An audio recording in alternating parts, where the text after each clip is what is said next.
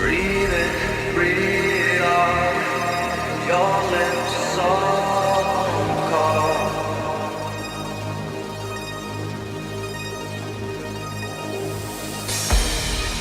Your street, our house, where we began.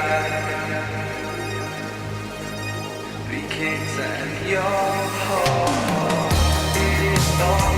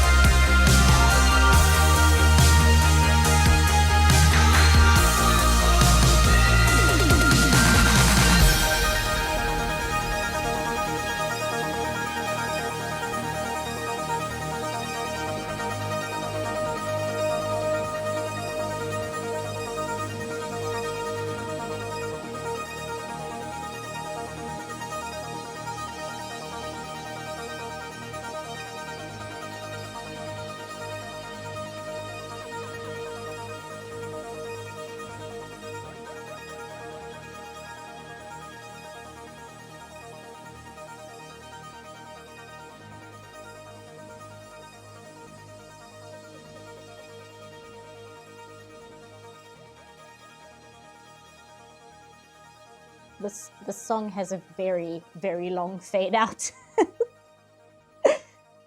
How is there like still 10 seconds left. Come on. Hi, guys. Okay, song over. Now I can finally turn it on loop, because I loop this one, the Elder Scrolls lo-fi that I use. There we go. Hi, guys. Hello to, I see Dana and Andrea, Kevin, Daboy, Tridale, Scooter, and Aaron. Who else? I saw somebody else is in chat. I saw Brian, Arid, who else? Pond Scum, Adam. I think that's everyone. But hey, guys, how's everyone doing? Oh, it'll help if I actually transition to my Clip Studio Paint. How do I stream again? Oh, right here. Hey, guys. I feel like 5,000 things have happened since I last streamed. I can't remember when exactly I last streamed. Was it before or after, like, Artemis 2? Because that's the thing that happened. I went to go see Project Hail Mary in theaters twice. So that's another thing that happened. Like, what else? I know it's less than a month, but it feels like they packed 2 months of content into the month of April. They were just like, okay, April is the month where everything is just going to happen. Yes, so it was, okay, if it was less than 2 weeks ago, then Artemis 2 already happened because they launched on the 1st of April. Okay, yes, I do remember that. Artemis 2 was a thing, yeah. If I recall, your last stream was the day after Artemis 2 splashed out. Okay, cool. Just so that I kind of keep track, because otherwise there's a very good chance that I won't remember what I said when, and I'll just start talking about things that I talked about last time just because it's still on my mind. Have I changed my avatar's hairstyle? No, this little avatar I'm using for streaming was drawn by my friend. And she was messaging me. She's like, I hate your character's hair. How do you draw it? So she did this, which is actually much closer to what my hair actually looks like on a good hair day. Because the insane puffiness that I give it in my actual videos, that's not too far off from reality. Like, I washed my hair today. I think my hair is currently doing like the giant puff that I draw it with. Project Hail Mary was so fucking good. Project Hail Mary was so good, I don't even want to talk about it. You know what I mean? Like, it is such a good movie, and it hit me in specific ways that I actually don't even want to discuss on stream because it's going to devolve into trauma dumping. It's so good, I don't want to talk about it. Does that make sense? Like, oh no, I can't talk about this. I can't go into this. It's too much. But yes, I think it's still in theaters in America. It leaves theaters in my country on Sunday, but I think it might still be playing in America for a while. If you haven't seen it, if you haven't seen it yet, definitely go see it. 5,000%. It's by the writer Andy Weir, who did The Martian. It's from the directors who did the Lego Movie and Clone High. And it's by MGM Studios, I saw, which is owned by Amazon these days. And I read the credits because there's not many credits because I don't know what its budget is. But it didn't strike me. It's not like a $200 million movie, you know, unless it is. But in the credits, I saw that both the two directors and Ryan Gosling himself and the author of the book are all listed as producers, which is insane. So my working theory is the reason the movie is so good is because everybody involved with it actually wanted to make it. If like the directors and Ryan Gosling are all producing it at the same time, they wanted to make this movie, and there's like, oh, shock of shock, it turned out amazing because the people who made it wanted to make it. Incredible. Gandhi is the best character in Clone High. He is, and he's like, unironically, some of the best ADHD representation we've ever had. That's not even a joke. Like, Gandhi is, from Clone High specifically, is such a good version to like try and make people understand what having ADHD is like, because the way that Gandhi behaves, that's not an exaggeration.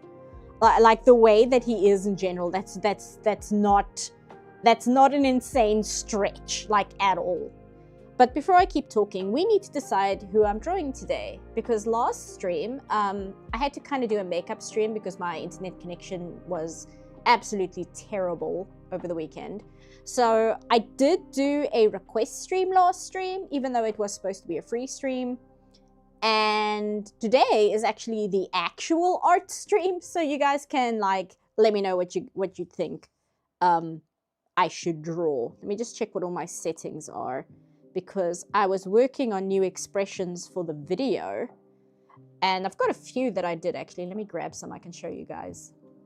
Where is this folder? Expressions. So I have this one, which is just called Why. it's just titled Why. So that's one of the new ones.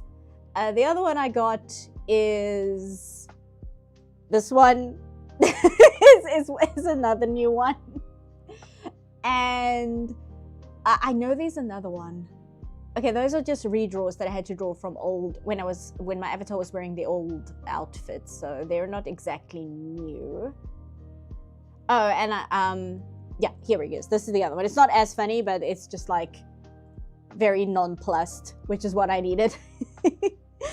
But this one's very good, and I did this one today, which I'm quite proud of. I feel this captures a very specific emotion, which is important.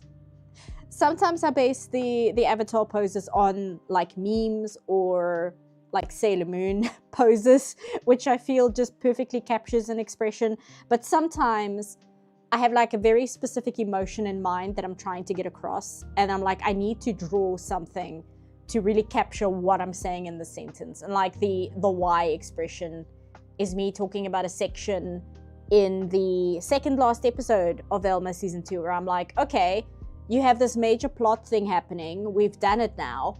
Why did we need to do this? Why did any of this have to happen for the sake of the plot? Like none of this needed to happen. Why is this here? Do Rocky? No, like I said, I kind of just don't want to go there with the movie, because yeah, how can I talk about it without trauma dumping? I'm trying to think, how can I articulate this just so I can kind of say it and get it out of the way. Okay, without spoilers, that's the other thing. The way the movie ends, like, really hit me in a personal spot as somebody who has lost people that I really care about who lived very, very far away from me. And like Project Hail Mary, like really hit bullseye in a lot of like those emotions, which I guess I haven't really worked through yet. So I adore the movie as a movie, but it's also kind of dredging up a lot of feelings like that. And it's like, oh, that's not a fun area and like headspace to be dragged back to. So that's also like part of the reason why I'm like, I don't really want to talk about it. But also, why don't you draw Elon Musk? Why on earth would I do that? Sorry, that's such a wild thing to say. It completely derailed what I was talking about. But anyway, I do have an insane idea of making a video just talking about how good I think the writing for Rocky's character is. But if I do, and I hate saying I'm planning to do this video and that video, because then I feel like if I don't do that, then I'm like disappointing people. But if I do a video just talking about the writing of his character, I'm going to do it like I did my very earlier videos, where it's like, this video could have been a Tumblr post, which is essentially what the early videos were. It's like, oh, it's a Tumblr post. It's just easier to put it in video form than to try and write it out in text. So if I make a video like that, that's what it's going to be. It's just going to be like insane ramblings. And I was thinking of doing the thumbnail for that video using, like, redrawing this, like just having my avatar do this and have it be the thumbnail, because I think that kind of encapsulates how I would approach that subject. It's just like me like raging like an insane person for X amount of time over how well I think that character is written. Like that would be the entirety of the video. It wouldn't be like a researched video. There wouldn't be like any sources to dig up. I wouldn't be reading articles or listening to director commentary. Nothing. It would just be me like yapping for like who knows how long. At least I got your attention. How about Creamy Mummy? We can draw Creamy Mummy. Or I know that Poirot has that new Magical Girl anime out. We can draw them as well if we want. I think it's Lulu Tolala. I think that's the new one's name if I remember correctly. Not sure. Let me catch up with chat. See what you guys have to say. Do you have the Willy Wonka pose? I don't, but that's actually a very good idea. That's actually a good idea to do the Willy Wonka pose. The "Are you new here? Oh, you must be new here" pose. I'll think about it because that pose is a little bit smarmy. There is a bit of arrogance to it, which I don't really like doing, like presenting myself as arrogant. Like even with Mindy Kaling's Velma, I don't want to put like my position and my avatar's position as if I am in a position above the show, because that just kind of makes me seem conceited, and that's not the vibe I'm trying to bring across. I kind of just want to focus on the project and why the project is bad, and that has nothing to do with my own abilities and superiority over the project or anything. It's just like, no, it's just bad from an objective point. Lulu to Lily, yeah, that's it. Any other films coming out this year that I'm looking forward to? I don't know. I was kind of excited to maybe watch the Michael movie about Michael Jackson, but then I heard it's extremely mid, so now I've kind of changed my mind. I'm like, oh, okay, never mind. Hold on, I just need to mute. I need to sniff because it's like 11 degrees here today.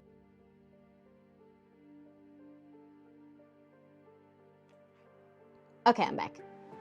But we can do Lulu to Lily and never go full Velma. Yeah. My favorite use of that meme is still, oh, have you met the love of your life? Who is it this week? Oh, that's bad. 11. You want to do 11 from Stranger Things?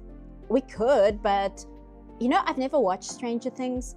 I was planning to. I genuinely wait for a show to come out fully and then I'll watch it. But then the final season from Stranger Things is so colossally bad from what I've heard that I'm like, oh, okay, so it's a good thing I didn't waste my time on the show then. It's like, wow, I didn't need to waste any time on it. Mothra, we can do Mothra. Let me show you guys. Let me grab Lulu to Lily. And I'll grab Mothra and we can see what you guys think. Here's Lulu to Lily. Grab this image, copy, and paste. So this is Lulu to Lily. It's Poirot. It's like a sequel series to Creamy Mummy. I believe the first episode is up on YouTube, if I remember correctly. And Mothra, I'd probably just do like the classic Mothra. I wouldn't do like any of the Universal movie Mothras, because I think they went a little bit overboard with her design. But I mean, we can do Mothra as well. Mothra might be my favorite kaiju. I really like Mothra. Mothra is really cool. Coco from Which Atelier? I mean, we can do that as well. The critical consensus that Michael is terrible, took everything about who he was as a person, threw it out the window and went to the greatest hits roots instead, which doesn't surprise me. Yeah, I had a little bit more faith in them possibly doing something with it because it was the family making the movie. And in the trailers, it was clear that they were not shying away from the difficulty that Michael had with his father. And I was like, oh, well, if they're willing to kind of show Michael's father in a negative light, maybe they would be willing to kind of have a more interesting take on Michael. But then I read the reviews and everybody's like, no, it's basically just the most milquetoast biopic imaginable, which is very, very disappointing to me. Legendary, not Universal. Really? Was it Legendary doing the Godzilla movies? Anyway, let me see what chat is saying because we really need to decide here. Okay, guys, come on. Are we doing Mothra? Oh, shit, hold on. Sorry, I'll be right back with you guys. Sorry, something just happened. I'll be right back.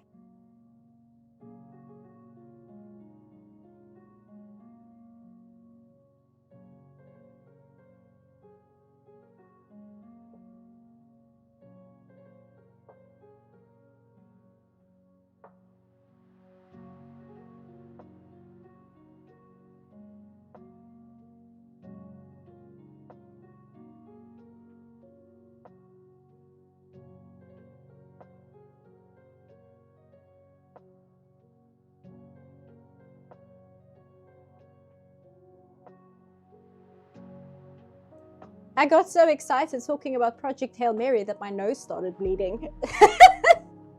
That's how good the movie is, guys. It's doing physical damage to me.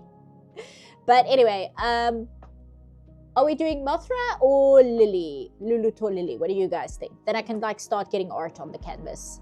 And I'm not just yapping to the grey void over here. Let me actually grab some water while I wait for you guys. Don't lie, you were thinking of Garrus. I mean, I'm always thinking of Garrus, so that wouldn't be the cause. Otherwise, I would have died like by day 2. So Mothra could be friend. I kind of like the idea of doing Mothra, honestly.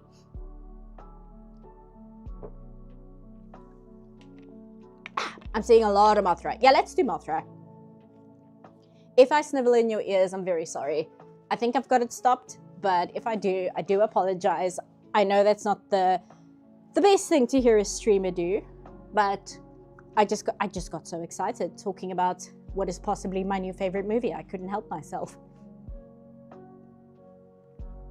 Dana says, I have no idea for drawing other than Kane from the Basic Digital Circus or Princess Daisy from Mario. No, we'll do Mothra.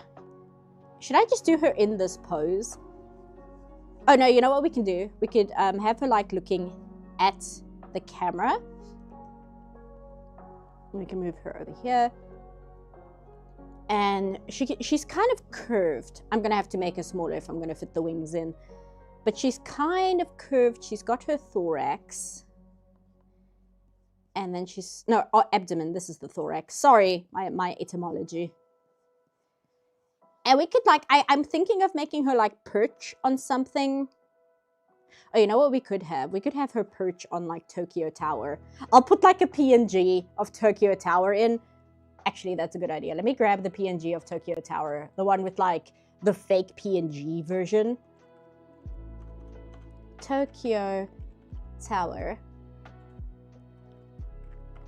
I want the one with like, yes, there we go. This is what I want. Just wait for that to load. Grab this image, go here. Oops, that's not what I meant to do. No. Not that. Go here. Oh, it's not letting me. Okay, go back here. Copy image. Go here. Go here. There we go. I specifically want the one with like the horrible fake PNG nonsense on it because I think that's funny because I have a terrible sense of humor. Change layer order. Okay, grab this here. I also needed to check because I saw literally just before stream was supposed to start. I think something I worked on has just gone live or went live like 2 or 3 days ago. But I don't know if it's the exact thing I was working on. If it is, I can talk about it. But since I'm not entirely sure because I didn't have time to check, I can't say whether it is or not. So I still don't know whether I can talk about it, which is a little frustrating. What are we talking about? Toho? I'm seeing Toho. Adam said something. King Kong has been hot potato among a lot of studios. Paramount in the 70s, Universal in the early 2000s, but Warner is the recent one who tried tying it to Godzilla. Oh, okay. I'm mainly thinking about like the 2016 one, I think is the one where they like tried to bring in King Kong and they did all these like really, I want to say boring. It's not boring in that nothing happens in them. It's just boring because, oh, it's essentially just an action movie where it's big monsters fighting, which a lot of Godzilla is that. But considering like Godzilla -1 came out not too long afterwards, and also considering Shin Godzilla existed, it's just kind of disappointing. Like, I'm not going to be super interested in just watching Godzilla fight King Kong in a big city. That's not going to grab my interest as much. Does she? Okay, oh no, she does have the right number of legs. For a second there, I was wondering whether she had less or more legs than she's supposed to. But no, it's correct. Like that, and then I'm just going to shrink her down so I can fit her wings in.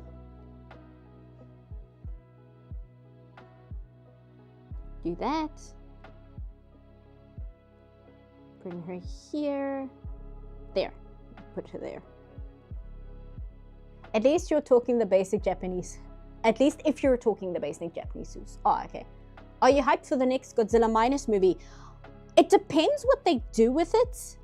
And it depends like what direction they take it into. I am semi-excited.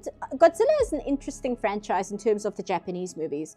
Because even the ones that are like really terrible garbage, there is something interesting about them, which is kind of why I'm not super into the American ones that came out recently, because they're kind of just boring action movies. Whereas Godzilla, even the bad ones are interesting. And it might just be because they came out, you know, during the Showa era, so I do have a bias towards that because I quite enjoy the Showa era's entertainment, even when it's terrible, just because I like the historical context from when it came out. But the -1 movies, because it's like a movie that is currently being made, I am a little bit more critical of it because I can't play my favorite game that I do when watching a movie, which is to think about historical context and like when it came out and why it's talking about things it's talking about and all of that. Like my brain is just like running 5,000 tabs open in the background when I'm watching a movie made during a specific time period. Because I'm like cross-referencing what I know about the time period, what do I know about what movies were being made at the time. Like all of that is going on in my head as I'm watching a movie. And it's why I quite like older movies, is because I can put it within context that way. Whereas with new movies, I can do that, but it's a little less fun because the context is things that are currently happening, which could be rather stressful, or I'm just tired about hearing about it all the time in my current real life, and I don't want to hear about it in a movie as well. Whereas with historical context, like not everybody is going to talk about the historical happenings of when those movies took place. So it's interesting to kind of have that going on in my head at the same time.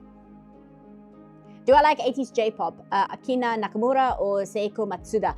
I do, but I'm not super familiar with names because when I listen to city pop, I usually listen to somebody who's made a mix when I'm driving. So I don't see the names of the artists. I just listen to the music as it's going. And I'll be like, oh, that's really cool. I like that song quite a lot. I do like Sparkle quite a bit. I forget who sings Sparkle, but I really like that song. It's so good. So do you like historical movies like Gettysburg Glory or Waterloo? I like listening to history buffs talk about them, because history buffs actually, as far as I can tell, knows his historical context very well. So when he talks about those movies, he can talk about how accurate they are. But in general, when it comes to movies about historical happenings and such, I'm very careful because I worry that I will internalize something that I think is a semi-accurate representation of the time period it's portraying, and then it isn't because it's a movie and it's just talking a load of nonsense. You know, because it was made by Mel Gibson or whatever. And Mel Gibson has absolutely no interest in being historically accurate in his movies whatsoever. And then I watch it, like I don't know who's making the movie, and they might just be making up a load of nonsense. And I don't know because I'm not so well versed in the kind of history topic that it's tackling. So I tend to be very careful around historical movies. I think that's why I prefer biographies. I really like biographies a lot. That's why I was interested in the Michael thing. Because with biographies, it'll be about a person within a historical context. But at the same time, then you've got issues like Ridley Scott's Napoleon, which I didn't even bother with like at all. I was like, no, I'm hearing bad things. And also, I still need to watch Waterloo. And if I'm going to watch a movie about Napoleon, I'm going to watch the one that is renowned for being extremely historically accurate. And then as usual, because I'm late to everything, then after the fact, I heard that the new Napoleon movie was absolute garbage, which was very disappointing because I really like Ridley Scott's movies. So, you know, being late to everything, it does have its advantages. Because I don't have to find out for myself whether something is terrible and be angry that I wasted my time. I can just wait to hear what the consensus is and I'll be like, oh, I'm glad I didn't waste my time. I was too busy watching something else, like super obscure that nobody cares about anymore. I was too busy like watching Columbo or whatever the hell I'm interested in these days. I made an exception for Project Hail Mary because The Martian is one of my favorite movies, and I knew who the directors were. And I'm like, this author with these directors could be a winning combination. And the way that I heard about Project Hail Mary was I was wondering, wow, has MGM made any movies recently? Because they went into hotels and things. And I was like, I wonder what movies they're doing. And I went to their website and I see, oh, they're doing an adaptation of Project Mary. That's by the author of The Martian. That I'm excited to see that. And then I got really salty because then Project Hail Mary like really popped off and everybody was talking about how awesome it was. And I was like, I was interested for more noble reasons. I'm not interested in it for the hype because I'm like really contrarian in a lot of ways, I suppose. You mean to tell me the apocalyptico never happened? Throws chair. I sacrificed my ex-boss to the Mayan gods for nothing. But yeah, I tend to be careful with historical context like that. Hey, Shady Durags. Is there a reason you're late to everything? I intentionally watch movies weeks after they come out because I like the theater experience, but I prefer it to be empty.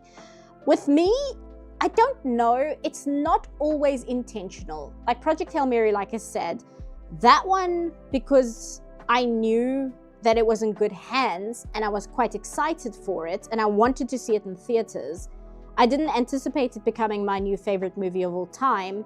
I went to go see it yesterday again for the second time. So that was kind of the exception. But usually it's just because I procrastinate. That's really all it is I don't know if that's like an ADHD thing or if it's just a personality thing. It's probably just a personality thing, to be fair. And I'm just late to things and I get distracted. I get wrapped up in other things.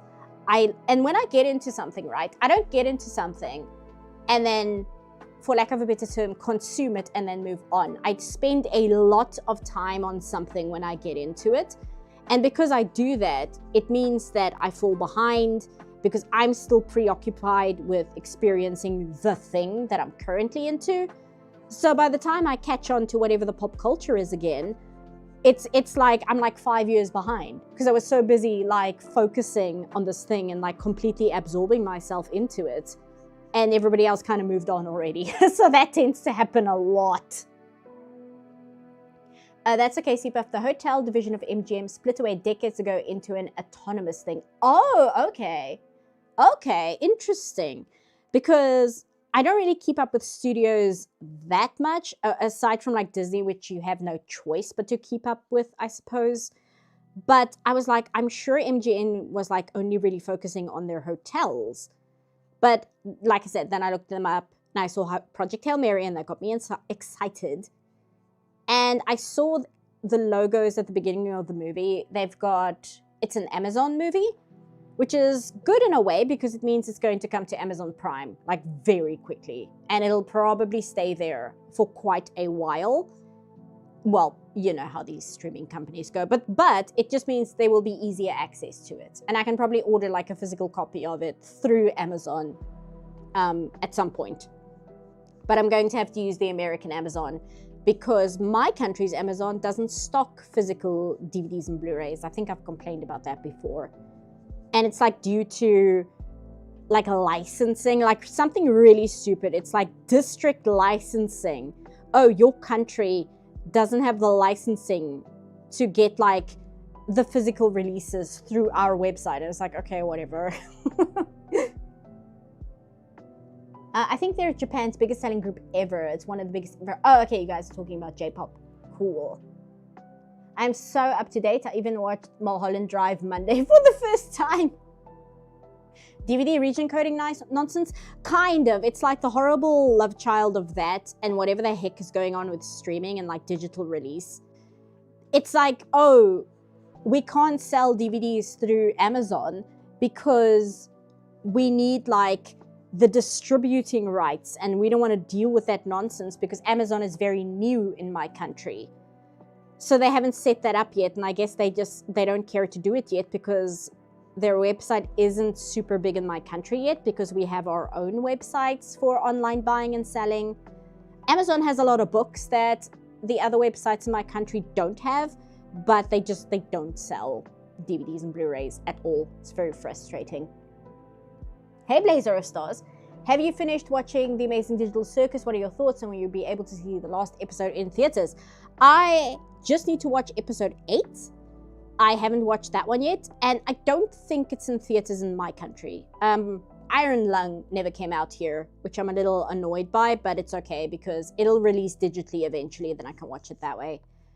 But The Amazing Digital Circus will probably not release in theaters here, so I'll have to wait until it releases on YouTube. But I'm probably gonna like blacklist The Amazing Digital Circus on my Tumblr so that I don't get accidental spoilers thrown at me because people can't help themselves. So I just need to do that. But so far, I haven't really been spoiled on anything.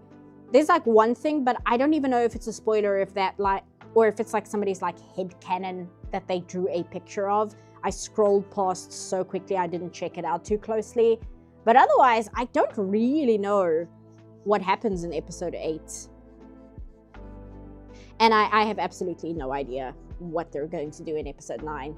No, is it episode 9 or episode 10? I don't even know. Whatever, whichever the last one is, it's 8 or 9. I should have asked you to draw C-3PO and his husband. It's a brain empty day for me, no worries. If I were to draw C-3PO, I would draw like his Clone Wars version, which is this one. It's the Genndy Tartakovsky one, which is really good in how he simplified. Well, I don't know if it was him personally, but how that design was simplified. Clone Wars C-3PO. No, not the 3D one. This one. Yeah. See, it's really, really good. It looks like Genndy style. Like the way that he specifically handles his characters. Like, look at this. It's so well done. It just kind of strips away a lot of the excess and like boils him down to the bare essentials. It's really, really good. I do like the way that Genndy simplifies designs quite a bit. I should probably watch the movie he made, like the horrible adult animated one. It's called Fixed. It looks horrendous. I've only heard terrible things about it, but I do kind of want to watch it just out of morbid curiosity. Hold on, my chat froze for a second, but there we go. I love Clone Wars animated. It's really good. I haven't seen all of it, but I've seen like, I think it's the pilot. I remember a criticism that I heard for the Clone Wars show, the 2D one specifically, not the 3D one, was that it was so focused on action that there's very, very little character stuff going on, which can make it seem a little bit tedious and drawn out. But again, it's Genndy Tartakovsky, and he tends to be pretty good with his directing in terms of like physicality and like where characters are doing a fight. Actually, let me check something. I want to check whether this other thing has released yet. Just type this in. Oh, has it come out? Hold on. This is very exciting because if this has come out. Has this come out? Okay, release date. Release date, there we go.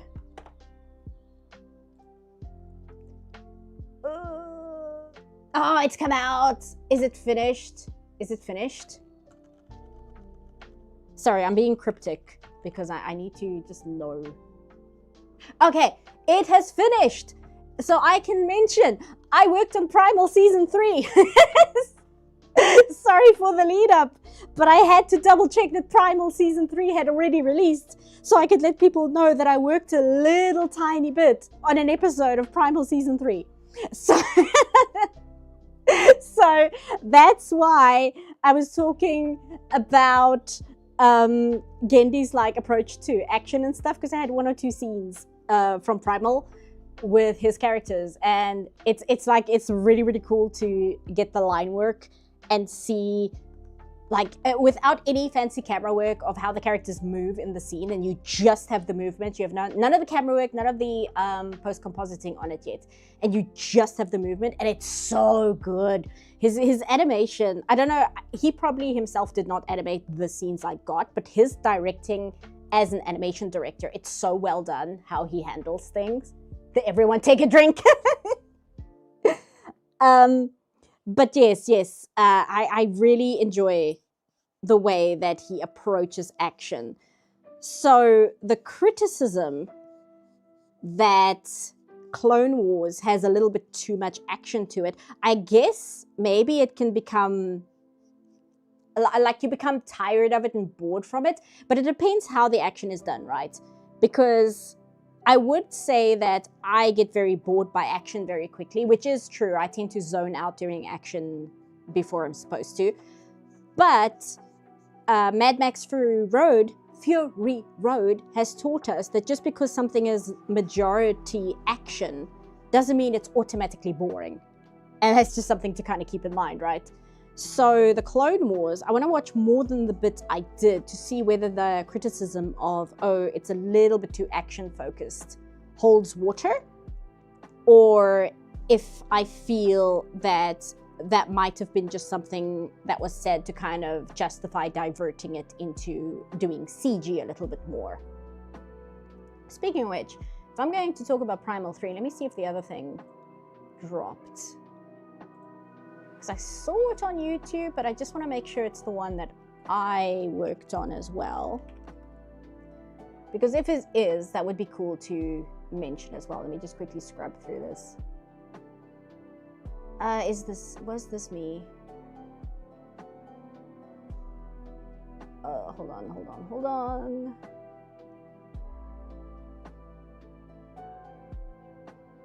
Let's bounce here.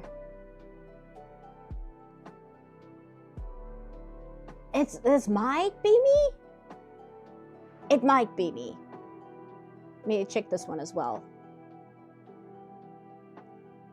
Okay, no, this is me. Okay, so about 5 days ago, Warframe dropped animated trailers, and I worked on some of the scenes on the Warframe trailer. Specifically, I work as a cleanup and colorist, so I'm not the animator myself, but I work on the color, the flats, and shading and things like that. That's kind of my main job.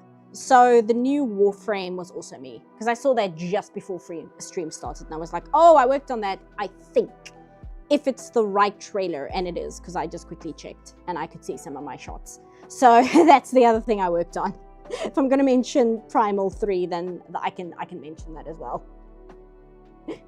What name should we look for in the credits? I don't know whether they'll credit my name specifically, because I'm on cleanup. I'm not an animator myself. You know, I don't do the job description of animator, right? I am an animator, but the job that I do working on these is not in the animation department.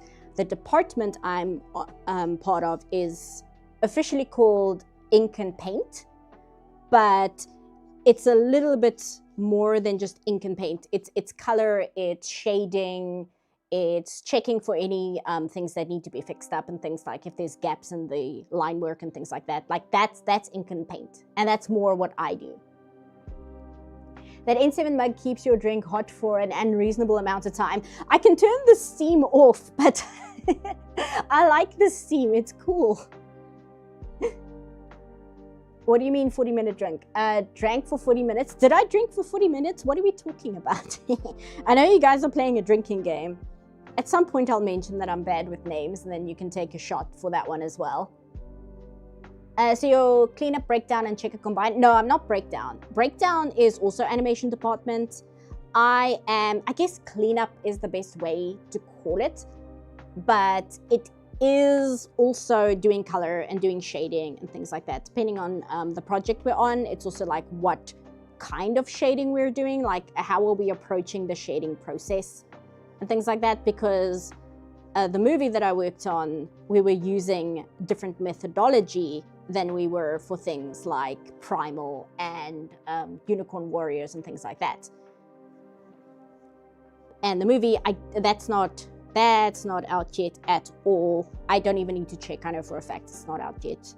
So I can't really talk much about what that was like, but that was an entirely different kettle of fish than working on the stuff I did for, well, with the studio that contracts me. Then we work for a client, and the stuff we've done with the client for things like Warframe and stuff, that's an entire different like way of doing production than the movie. But again, I don't want to be too detailed on it because I'm on NDA, and generally the NDA is pretty straightforward in that, well, don't talk about it if it hasn't come out yet, which, I mean, fair enough, right? But I don't really know because I don't check whether I can like really talk about methodology and stuff in too much detail. So I kind of just avoid it, because if I'm going to be too lazy to check, then I can't just ramble off as like, oh, this is the software we use, this is the line weight settings, you know, like all that stuff, which might not be great to put out there. Speaking of, what does the N7 logo mean? It's for Mass Effect.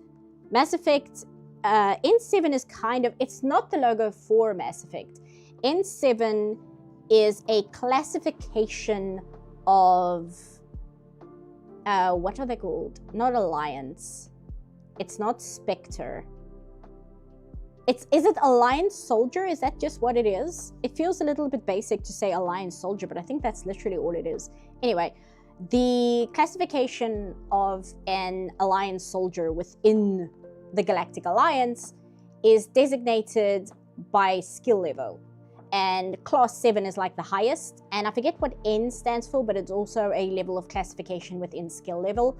So N7 is like the highest of the highest. And it only like accepts extremely elite officers, soldiers, whatever the word is.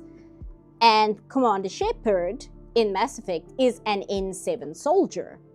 So the N7, it's in world with Mass Effect, it means something, but it's also just such a good strong logo. It also kind of just now designates Mass Effect itself, even though it doesn't directly refer to the name Mass Effect.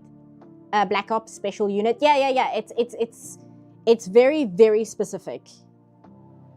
I don't want to say, because it's not as covert as Black Ops. N7 are like the big guys. They're like the most elite within the Alliance. So basically like the Green Berets, Spartans of the Mass Effect universe. You know what? That's a perfect way to say it. Yes, Green Berets would be an absolutely fantastic way to classify an N7 soldier. It's a very, very exclusive classification, and you have to work very, very hard to achieve it. And it's not just something you get, it's also like a grouping that you get recruited into from within the Alliance ranks itself. Because in the third game, James actually tells Shepard that he got a message that they wanted him within for N7 training to possibly accept him into the N7 program. And Shepard can tell him to like go for it. So again, I must admit, I'm not super clued up with the militant side of Mass Effect. I kind of just take it on face value because the military section of Mass Effect and how the military works and stuff, I understand the basics, but militant is not really something I find super interesting. So I kind of just learn the basics and I'm like, okay, cool, I got it, I understand. And then I don't like really delve deeply into it. But I prefer to like really look into the culture and biology and things like that of the various alien races. That's more where my interest lies within the lore. I first heard of the Midnight when you played Explorers in the Mass Effect stream. Oh, the Midnight is so good. Explorers might be my favorite song they've ever done. There's an amazing music video. At first I thought it was an official music video, but it's actually a fan music video that somebody made for Explorers, and it's so good. And I've actually been toying with the idea of possibly making an animatic, because I don't have enough to do in my time already, to a song they made called Comet, which I really, really like. So I'm considering maybe doing an animatic to that. I've never made an animatic all by myself before, which I'm a little bit daunted by, but I do want to try it. I have a bad habit where I like psych myself out of doing bigger projects because I think about how much work would be involved and then I end up not even starting. Because my thing is, I want to get to the fun part, so all the planning part tends to be discouraging because I get bored very quickly. By the way, if you don't mind me asking, since I wasn't here last stream, but do you remember any of the stuff you talked about last stream? I never remember anything I talk about.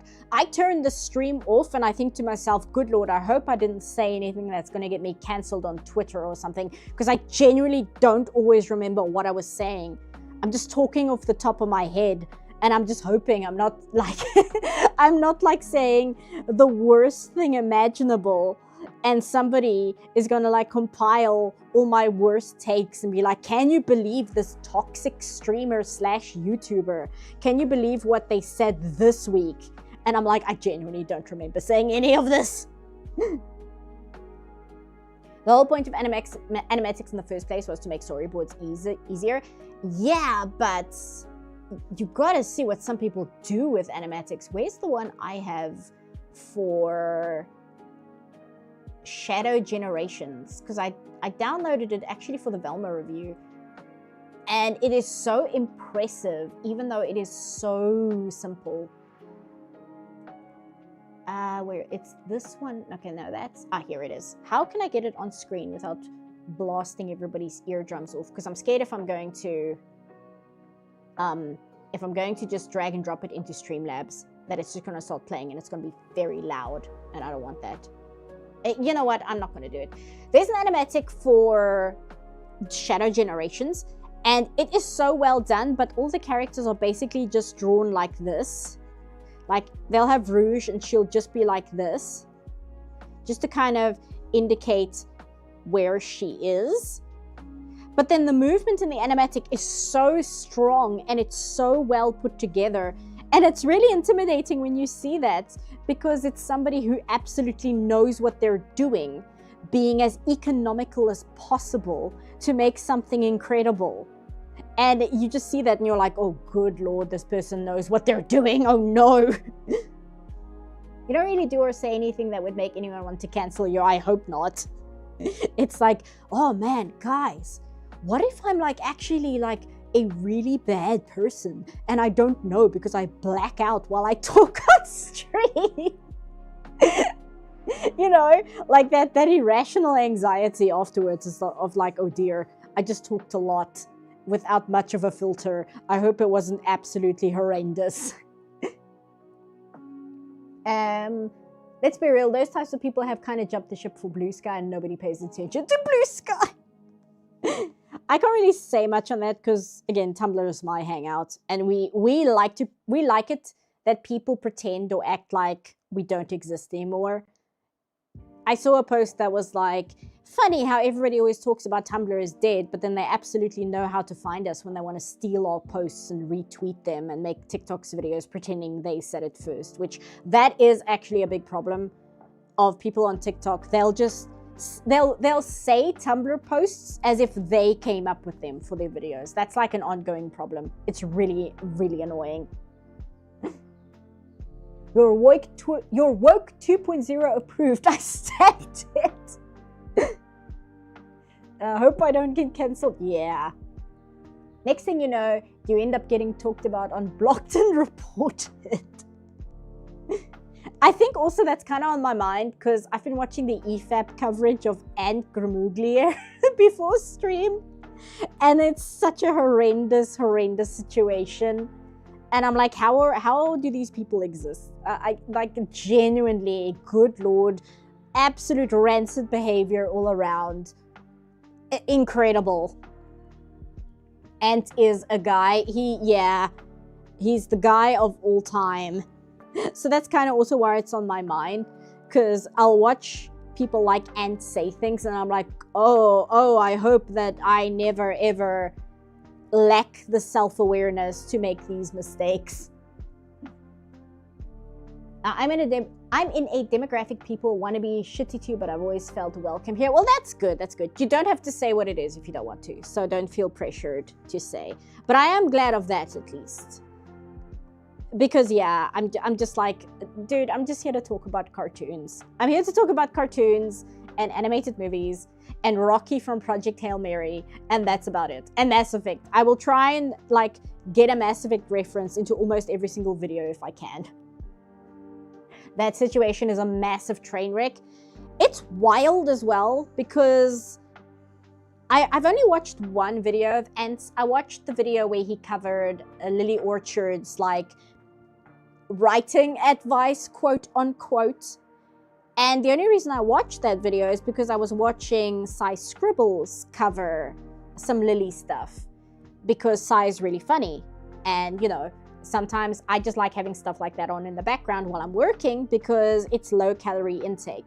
I don't have to really retain much information. It's not like a video on Herculaneum where I actually want to learn what's being talked about, or like Roanoke or anything of those like that, right? It's not an in-depth essay, it's just talking nonsense. So I watched Cy Scribbles cover Lily a lot, and then I watched Ant cover Lily's writing advice. And that video, I thought it was okay, but there were one or two points where Ant would say something and I'm like, well, that's not true. That's not correct. So if you look at that video, I've got like several essay-length comments where I'm not even being mean to him. I'm just saying, well, actually, no, I disagree with that. So that was like my one and only encounter with Ant. And then I watched a half of one of his other videos and I was like, nah, no, and I noped out. And that has been my only contact with him as a creator. What did Ant do? It's really messy and long. There is another creator who has been caught plagiarizing basically every single one of his videos. He's just repeating what other people have said in their videos and like literally took their footage from their videos and played it in his videos as if he edited it. And it's now come out that Ant, who was like betting for this guy and saying, oh no, they're just going after him because they're Critical Drinker fans and they're just part of like, you know, the bad side because they're all ists and phobic and stuff like that. That's why they're going after Noah. And then it came out that no, Noah absolutely 1000% did plagiarize. He admitted to it. And then Ant acted brand new, like, oh, what? He plagiarized? Oh no, that's awful. What a bad person. And like all these DMs have come out now that Ant not only knew he plagiarized and still defended him, he was coaching him on how to navigate the situation where he got caught. Like Ant was telling him, okay, well, since you got caught for plagiarizing, this is what you should say in your apology to take attention away from the plagiarist part and just kind of focus on the fact that, oh, you didn't cite certain sources correctly. Like it's just very, very slimy behavior. And that's, again, why I'm watching like the EFAP on it. And it's so long because there's so much to go over. Even stole jokes from other creators. Dude, he had a point where he was like, oh yes, the Minecraft movie was mid.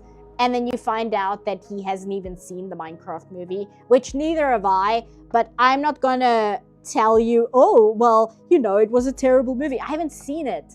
I assume it's terrible, but I'm not gonna make that statement in a video. You know, I made a passing reference to Mr. Deeds Goes to Town. Mr. Deeds Goes to Town, which I think is from 1935, if I remember correctly. I mentioned it in one sentence in one of my videos. I sat down and watched that whole movie before like making that passing reference because I am so afraid that somebody in the comments is going to know more than me. And if I make a mistake, they're going to call me out on it. Screwed this up. And then I'll be like, oh no, oh no, the video is already published. Oh no, I put out misinformation, which I don't want to do. So it's just wild to me that there are people out there who will say things about things they have not even watched at all. And I'm like, dude, oops, why did I lose data? Oh no. We were doing so well. Hold on. No, we were doing so well. Okay, we're back. We're back. It dipped for a second. It's okay now. It should be back.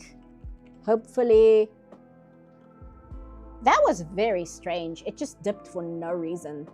We'll give it a sec. Hopefully it doesn't crash too much. That was bizarre. It was like healthy, and then doop, gone. It literally just switched over to 10 p.m. Do you think, like, this is conspiracy theory, but do you think, like, the IP... there we go again. Never mind. They're trying to silence me. They're trying to silence me. Okay, I'll give it a sec. I'll give it a sec. I'll grab some water. Wait for the yellow bar to go away. And hopefully it won't die. Grab some water.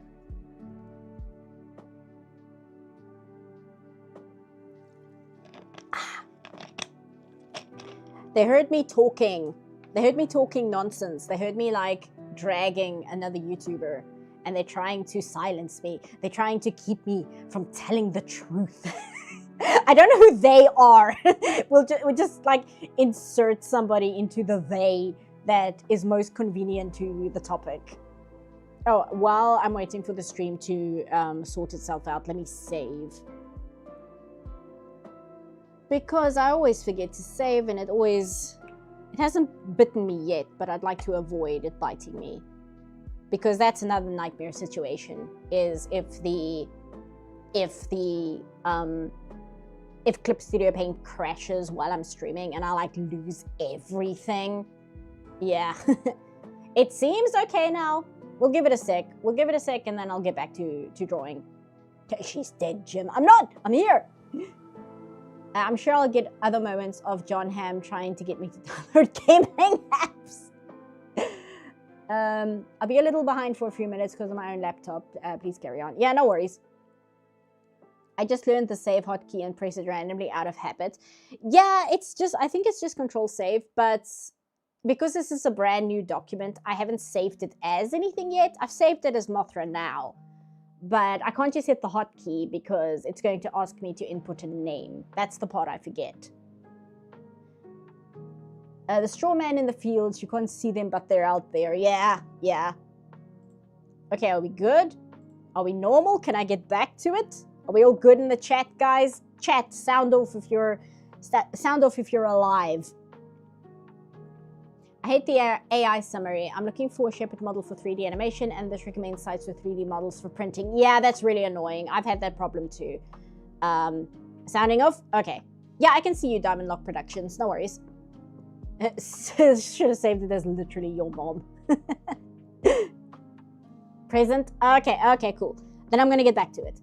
But yeah, I have the problem with 3D as well, because I often like using 3D models just for reference sake. Like, you'll see here in Clip Studio, I have a saved 3D model. Where is it? Is it just in 3D? Okay, these are hands. Here we go. I have a saved 3D model of Dirge's head from Baldur's Gate 3. Just because his head is so stupid, I hate the way his head works. It's so annoying. So I like having this just so I can kind of know if he's like looking up, what on earth does that look like? And then I can just use the 3D model. So I like having 3D models of like video game characters as well for that reason. But trying to find them is often a nightmare because the 3D models online are so often for 3D printing, and then you never find anything else. You just find it for 3D printing. And I'm like, that's not what I need. I just need it for reference. I don't need it for printing. Dang, snake bit me on my setupums. Someone is gonna have to suck on the venom. Freyden looking up moment. I've seen that meme, but is that genuinely what the screenshot looked like in the show, or was that somebody's fan art that everybody's memeing on? I want to say it's probably in the show itself, but I need to know, because I've seen some really like not skunk, what's the word? Like skung screenshots from anime before, when it's like the broadcast version. Again, I lived through Sailor Moon Crystal and that whole nonsense, and what that show looked like on broadcast is just insane. Where's Mothra's teeth? They're kind of there. Her mouth opens sideways. Like her mouth opens sideways. So she's kind of got like the, it's not a pedipalp. I'm not sure what you call it. Mandible, I suppose? Serrated mandibles, really? This Mothra? Because I don't see it here. I know this is a video game model. Does she have serrated teeth? Now I need to look this up. Mothra. Face. She has, this is the different design though. Okay, and she has teeth in the newer movies. She has it in Rebirth of Mothra. Because I'm drawing the Showa Mothra. I don't see it on the Showa one. I don't think she has it in her Showa model. Okay, that's a toy, so that's not going to be super accurate. Is this a toy as well? No, this is a screenshot. It's a little bit far though. This is from, okay, no, it is slightly serrated. It's very, very, very slightly serrated. Very, very, very slightly. I mean, I can add it. It's not a big deal. You can add it. Just add it. Make it a little bit teeth like that. I mean, the art style didn't jive with me. You mean Mothra? The OG movie too? Oh, okay, cool. You have received a new message. Oh, thank you, Avina. Oh, thank you, Classics for real. Have you heard of Machikado, Mazuko, and Thought? I have not. Let me look that up quickly before I get back to drawing. Since I was looking at Mothra anyway. Oh, I see. No, I haven't watched this one. I have heard of it. It's The Demon Girl Next Door. I have heard of it, but I haven't watched it. The anime that I have really, really been curious about is... It's not an isekai.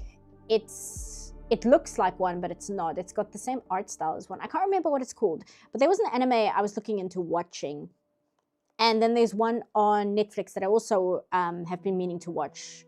Again, I know this is riveting when I can't remember the names of things.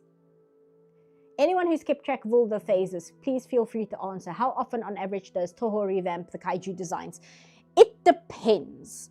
These days, they'll probably do it per like franchise, because these days, since I think Shin Godzilla, I don't know if they did it before Shin Godzilla, but they have a 3D model for Godzilla these days, so they can just change it whenever. Whereas in the Showa period and even the Heisei period, they were working with physical suits.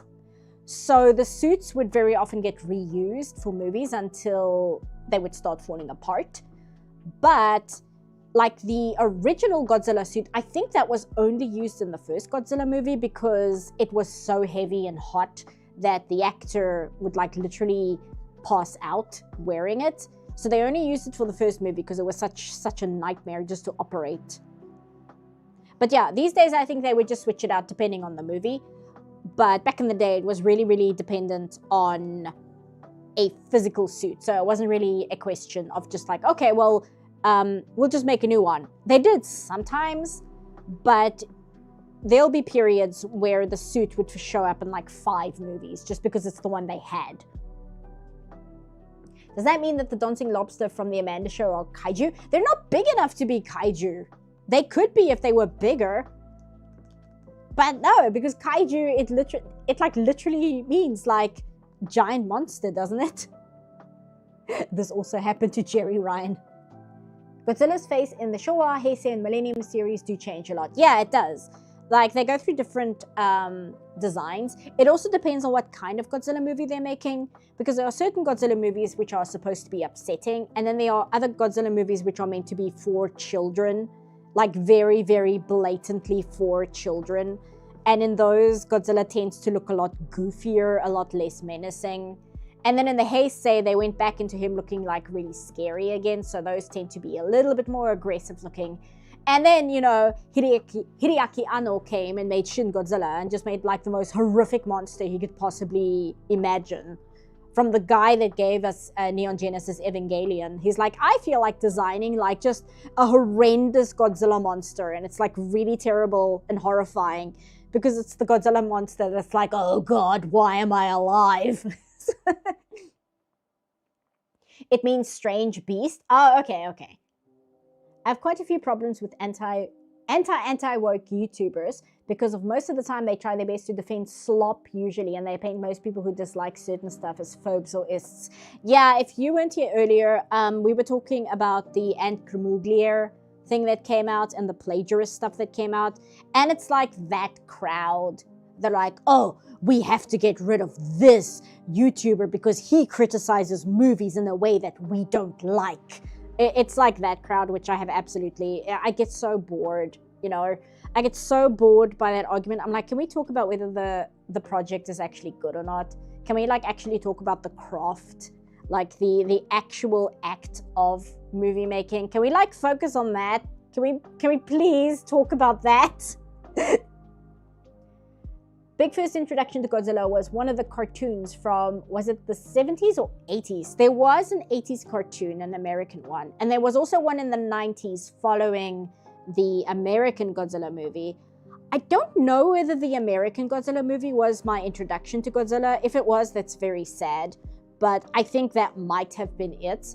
But luckily, very, very soon after that, I saw the Mystery Science Theater episodes where they covered Godzilla once or twice.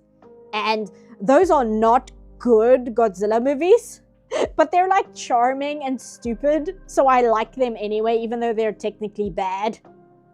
And it's also like, it's not even that it's the relatively bad Godzilla movies, it's also like the dub of those movies, the dub that was made in the 70s or 60s, so it's this horrible, horrible Americanization, awful dub of what was already kind of a not good Godzilla movie. And it's one of those things where enough of those ingredients in the pot together turns it into a kind of trash that I like because there's something wrong with me where I'm just like, yes, this is so good. YouTube critics, am I right? Only here to make a buck. Yeah, it's wild to me. Like, I understand it to a certain extent, but also I make videos because I want to talk about these things, right? Like, I like talking about these things. One of the reasons I started a YouTube channel, aside from the fact that I used to watch people like Bennett the Sage back in the day, was because I already yap about cartoons and things to the people in my immediate life.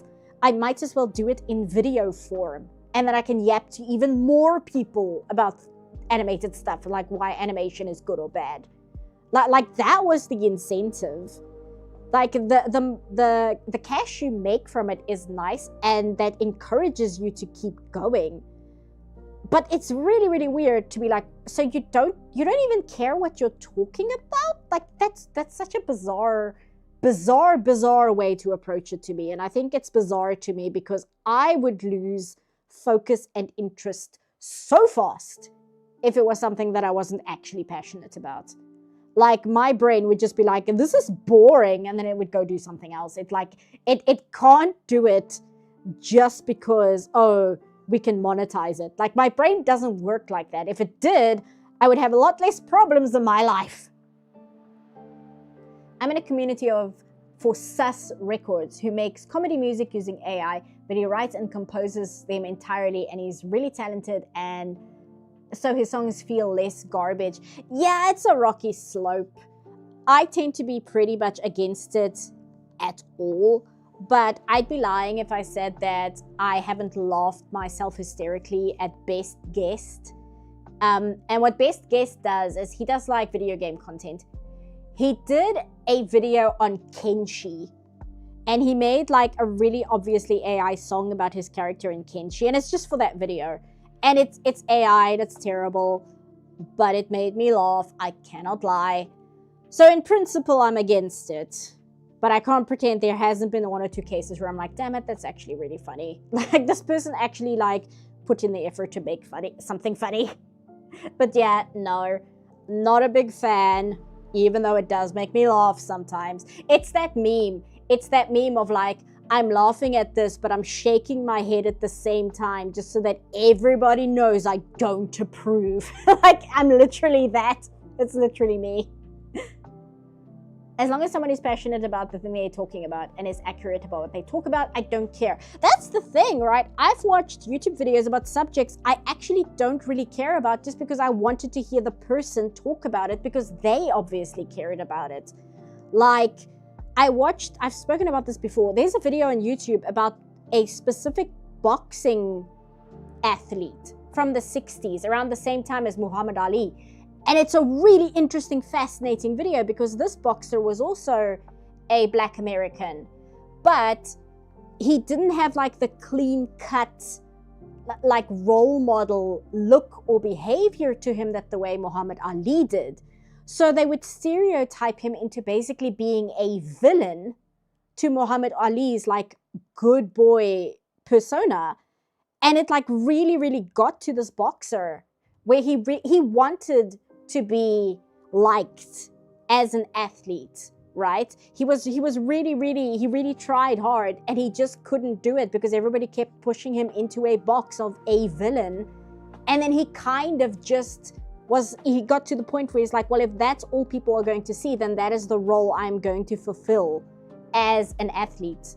And it's fascinating because, again, it's a period of history. So, of course, I'm going to be interested in it.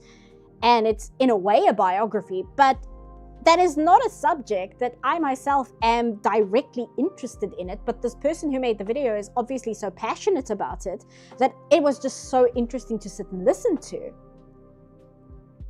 Passion is fun to witness. Yeah. As I was watching EFAP on this Ant guy, Mauler was talking about that because Ant was making fun of Mauler like, oh, I noticed you made only one video about the father and it didn't do so well in views. And Mauler was like, I made that video because I wanted to, dude. He's like, I wanted to talk about the movie because I liked the movie, so I made a video about it. What are you talking about? I mean, grifters do exist. I can point to certain influencers who clearly make content for the money. It's just annoying to try to assert that in bad faith without any proof just because you disagree. Yeah, it's so high school, right? Like, it's high school, but they're using words to make it seem as if it's not high school.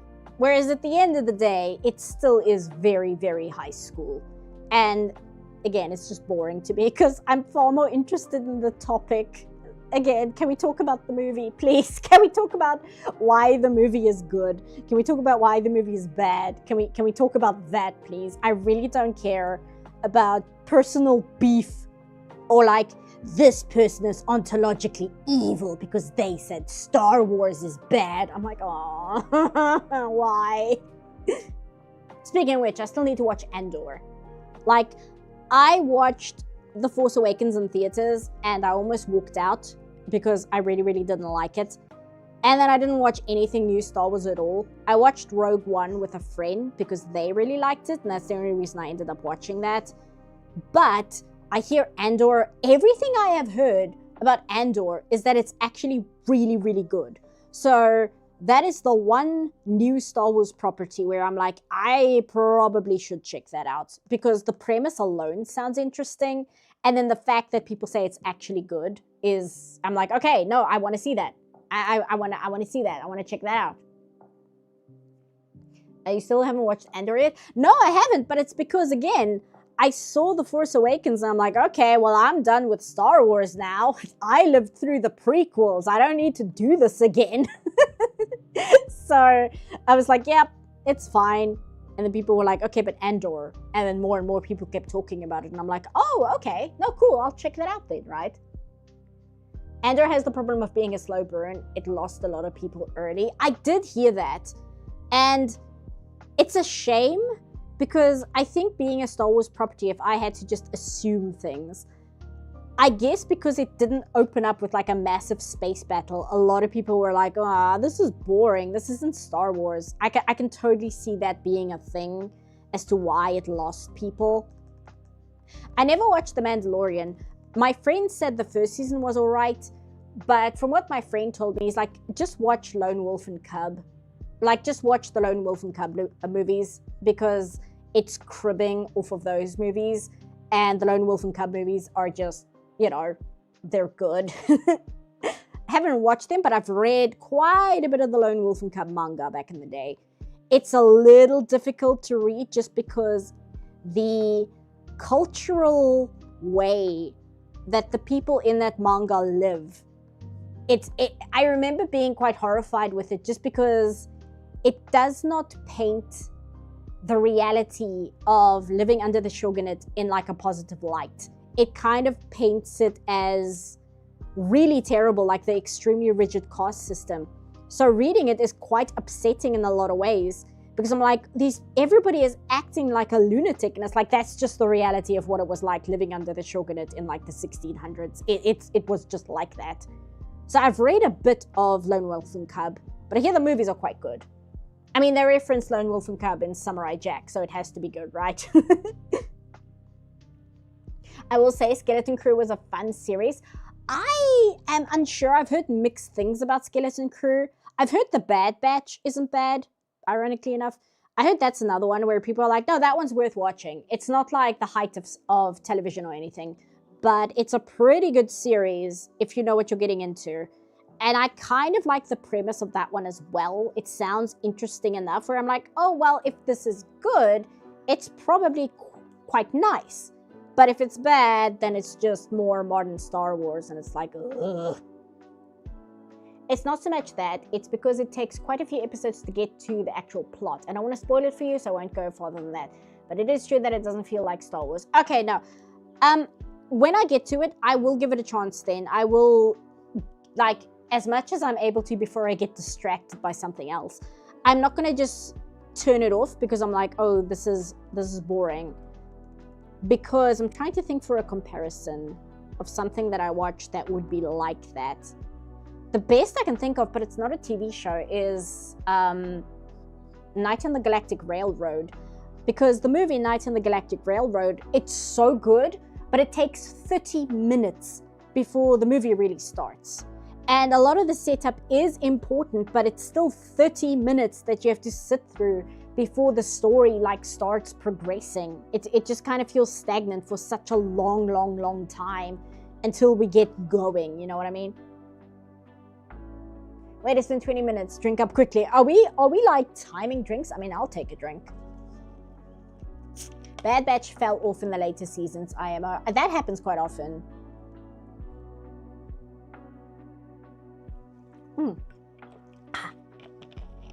The discussion around Andor and if it counts as Star Wars or not was so annoying to deal with. Feels like people fell in love with Star Wars for shallow reasons. That's the thing, and again, if I watch Andor, it's not because it's a Star Wars property, it's because I hear it's a good show, and I think it's interesting to take a world like Star Wars, I suppose is the best way to say it, taking something with Star Wars as lore and then setting it in a prison. Like, that alone is fascinating to me because it's such a small scale story using the larger Star Wars landscape. And I'm like, that's interesting. Automatically, that's interesting to me. I think you can do something really cool with that. And then everybody says, yes, it's actually really cool. Drink every 20 minutes, super chat or drawing complete. Oh, okay, cool. The only current show I followed is The Pit. I see a lot of people watching The Pit. And I'm like, why are these office workers on my dash? It's a bunch of office workers, or it's the hockey players. That's who's on my dash at the moment. I actually really liked the video he made about what is TLM? I'm trying to think, because it's not the last Mandalorian. I'm not sure. I learned a lot about mermaid myths. Oh, The Little Mermaid. Okay. I learned a lot about mermaid myths, like how cool would a Karua mermaid Disney movie have been? That's a wild concept. Because, yeah, that would have to be like paleontology by that point, right?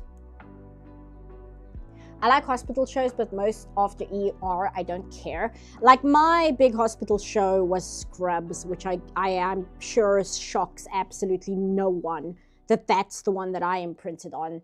But in my defense, I've heard a lot of people say that Scrubs, out of all the medical dramas, comes the closest to really capturing what working in a hospital is actually like. So there is that. But yeah, I really liked Scrubs. I haven't watched it in a very long time, but that was the one that I enjoyed the most. Which again, if you look at like the sitcoms, out of the few like live action stuff that I have watched back in the day, it was Friends. I really like Friends. I actually mentioned Friends in the new Velma video. And Psych. I really like Psych. It's really, really good. And Lucifer, although I'm in the minority where I actually thought the very first season of Lucifer was the best one. And everyone else is like, yeah, just get past the first season and then the show like gets good. And I'm like, the first season is the best season though.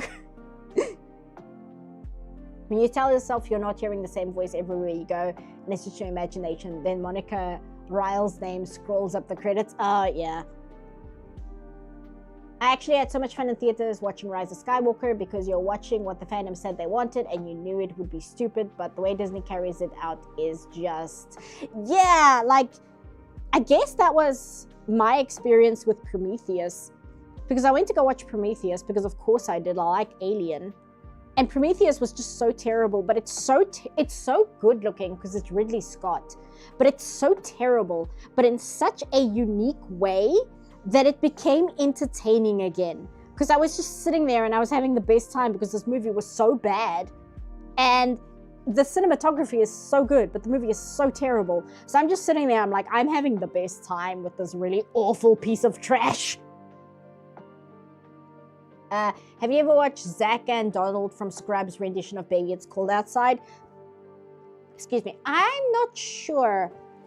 The one musical that always like sticks in my head for them is the episode of Scrubs where the woman gets like a head injury where she hears everyone talk as if they're singing, and they got the guys who did Avenue Q to write the songs in that episode. Like, that's the one that always sticks in my head when it comes to Scrubs and music, because a lot of the songs in that episode still stick in my head to this day. They had the song Everything Will Be Okay, I think it's called. That one sticks in my head a lot. It's very sad, but I really like it. It's Guy Love, y'all. Guy Love is like one of the best songs ever. It's so good. Save it, you gotta watch it. Oh, okay, no, it's Brian. Sorry, I was just confused for a second there. Who was talking because of the little orange, not orange, the little purple rankings that YouTube puts next to people's names these days. And then I get confused with who is speaking because I look at the color first. Because I'm a visual person, like, I don't go by people's usernames, I go by their avatars. So when people change their avatar, I have no idea who they are. Who are we talking about? I kind of got off track because of the mermaid discussion. I'm just kind of talking about Scrubs and the musical episode of Scrubs, where they got the people who did Avenue Q to write the songs for that episode, and it's really, really good. I'm going to do this with a curve because I don't feel like trying to work. I don't feel like working this out by myself. Do that. Okay, so there. Oh, I might have to do this in 2 lines. Yeah, I'm gonna have to do this in 2. Hold on. So to about there. So we can do that. And from here to there. Yeah, there we go. I don't even have to fix it up that much. Excellent. Guy Love, it's people are singing Guy Love in the chat. Scrubs is why I fell in love with the song Overkill by Men at Work. Yeah, it's just, there's so many good things in that show. I haven't watched it in such a long time. I must say, Friends is the one where plot points stick in my head a lot clearer. I don't know if it's because I watched Friends more than Scrubs, but that's kind of my frame of reference when it comes to like that period of television. Like if we're talking Scrubs and Psych and Friends and all that, Friends is the one that sticks out the most. That's actually part of why I still have the same profile picture on my YouTube profile, even though it's just something I drew in MS Paint while drunk. I just know it's the one people will recognize in chat. Yeah, because again, if you change it, the boy, I will probably remember because it's a distinct username. But very often people would change their usernames and I'm like, who are you? Seinfeld lives in my head rent-free. I didn't watch Seinfeld, but as I've said before, I only really started watching live action shows when I was like 22. And a lot of the live action shows I went back and rewatched, you know, because I didn't watch them as they were airing. So Seinfeld, because it's like early to mid-90s, that was one of them that kind of slipped me by. I have watched quite a few episodes, but it was more to like make up for my lack of education than it was like as a viewing. Like I didn't sit down to watch Seinfeld. It was more to kind of just catch up so I can understand what people are talking about when they watch Seinfeld. And I did that like back in the day when I had more time to do things like that. Every time I think of Friends, I always inevitably think of the turkey scene. You know the one? Yeah. Do you know anything besides Down Under and Who Can It Be Now? I don't know whether you're falling into half a conversation here. Sometimes chat is like talking about things on their own, and then I, for some reason, read the one chat message that's part of a bigger conversation, then I have absolutely no idea what people are talking about. And then I'm like, oh no, I've stumbled into a conversation unprepared. The scene where Joey has a turkey covering his head. Yeah, but it's Monica. Like, Monica does that. She comes in with the turkey on her head. And I forget why. I don't think context matters too much. And Chandler laughs at her. And as he's laughing at her with the stupid turkey on her head, he blurts out, "I love you." And it's the first time he says that to her. And it's like actually a big moment in the show. Meanwhile, Monica's wearing a raw turkey on her head. And it's just really good because it's like actually a genuine moment, and Monica is just sitting there with this horrible raw chicken on her head with like fake sunglasses on it and things like that's really charming to me.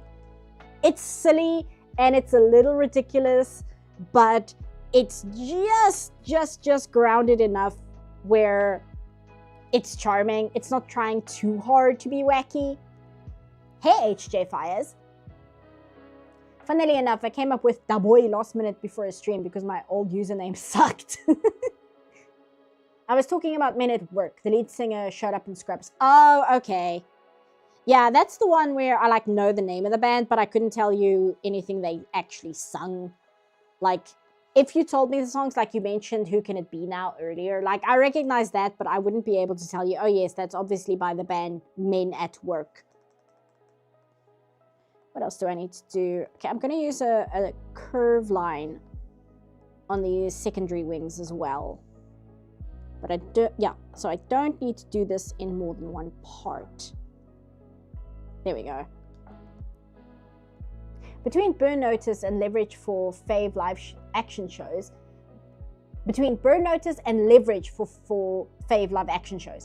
got into sitcoms unless we count the Disney Channel, Nickelodeon type. Yeah, same. Like I said, I like Friends because Friends is a little bit wacky, but it's still a sitcom. Like, Friends is basically a grown-up version of a Nickelodeon sitcom if you think about it. But same, like the sitcoms I watched, you know, Kenan and Kel and The Adventures of Pete and Pete. I think we talked about that last time. And even that, I only really grew to appreciate that much later. But I watched all that a lot. And The Amanda Show I quite liked. I know that's not entirely a sitcom, but it's like sitcom adjacent. It's Saturday Night Live for kids. It's basically what it is. So of course I like it because it's ridiculous and insane. I remember I was very into Drake and Josh back in the day. See, I stopped watching by that point, so these shows that people talk about as like the pinnacle of Nickelodeon sitcoms, I'm like, oh, I never watched those. And it'll be like Drake and Josh and iCarly and what's that other one? The spin-off of iCarly with like Cat and somebody, like that one. Like all those shows, I'm like, yeah, that is way after I stopped watching Nickelodeon sitcoms because I was watching cartoons. Considering your weakness for found family, CPAT, I imagine you would love Leveraged. I have heard very good things about Leverage, but if you're going to sell it to me like that, maybe I should actually look into it. Let me just type it up here so I don't forget. Leverage.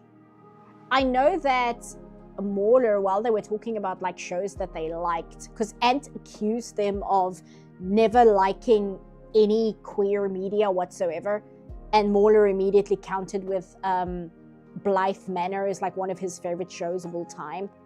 And I'm like, really? Because I remember the other show that was before Blythe Manor or after Blythe Manor wasn't very good, so I kind of didn't look into it too deeply. But I was like, really, favorite? Okay, maybe I should check it out then. But I am a little bit afraid to, because it's a ghost story, and I'm like, do I want to watch this thing that's going to give me even more insomnia than I already have? Also, I think I peaked the mic there. I hope I didn't peak the mic in your ears, but I could just tell by the way I said that word that I absolutely peaked the mic. Sorry about that. And I grew up on Nickelodeon shows. Drake and Josh actually kind of influenced my brother and my relationship with each other. But looking back, a lot of those shows have not aged well. Well, there's a lot of things about Nickelodeon sitcoms that have not aged well, but let's not talk about it. And the next show I remember the most was Are You Afraid of the Dark? I also know we made Angela Anaconda, but I have no memory of Kablam. We never got Angela Anaconda, but we did get Kablam. And I quite like Kablam. Because again, it was kind of like a strange little anthology show. And I watched Nickelodeon and Cartoon Network back in the day when they would have like really interesting, almost short films in between the cartoons.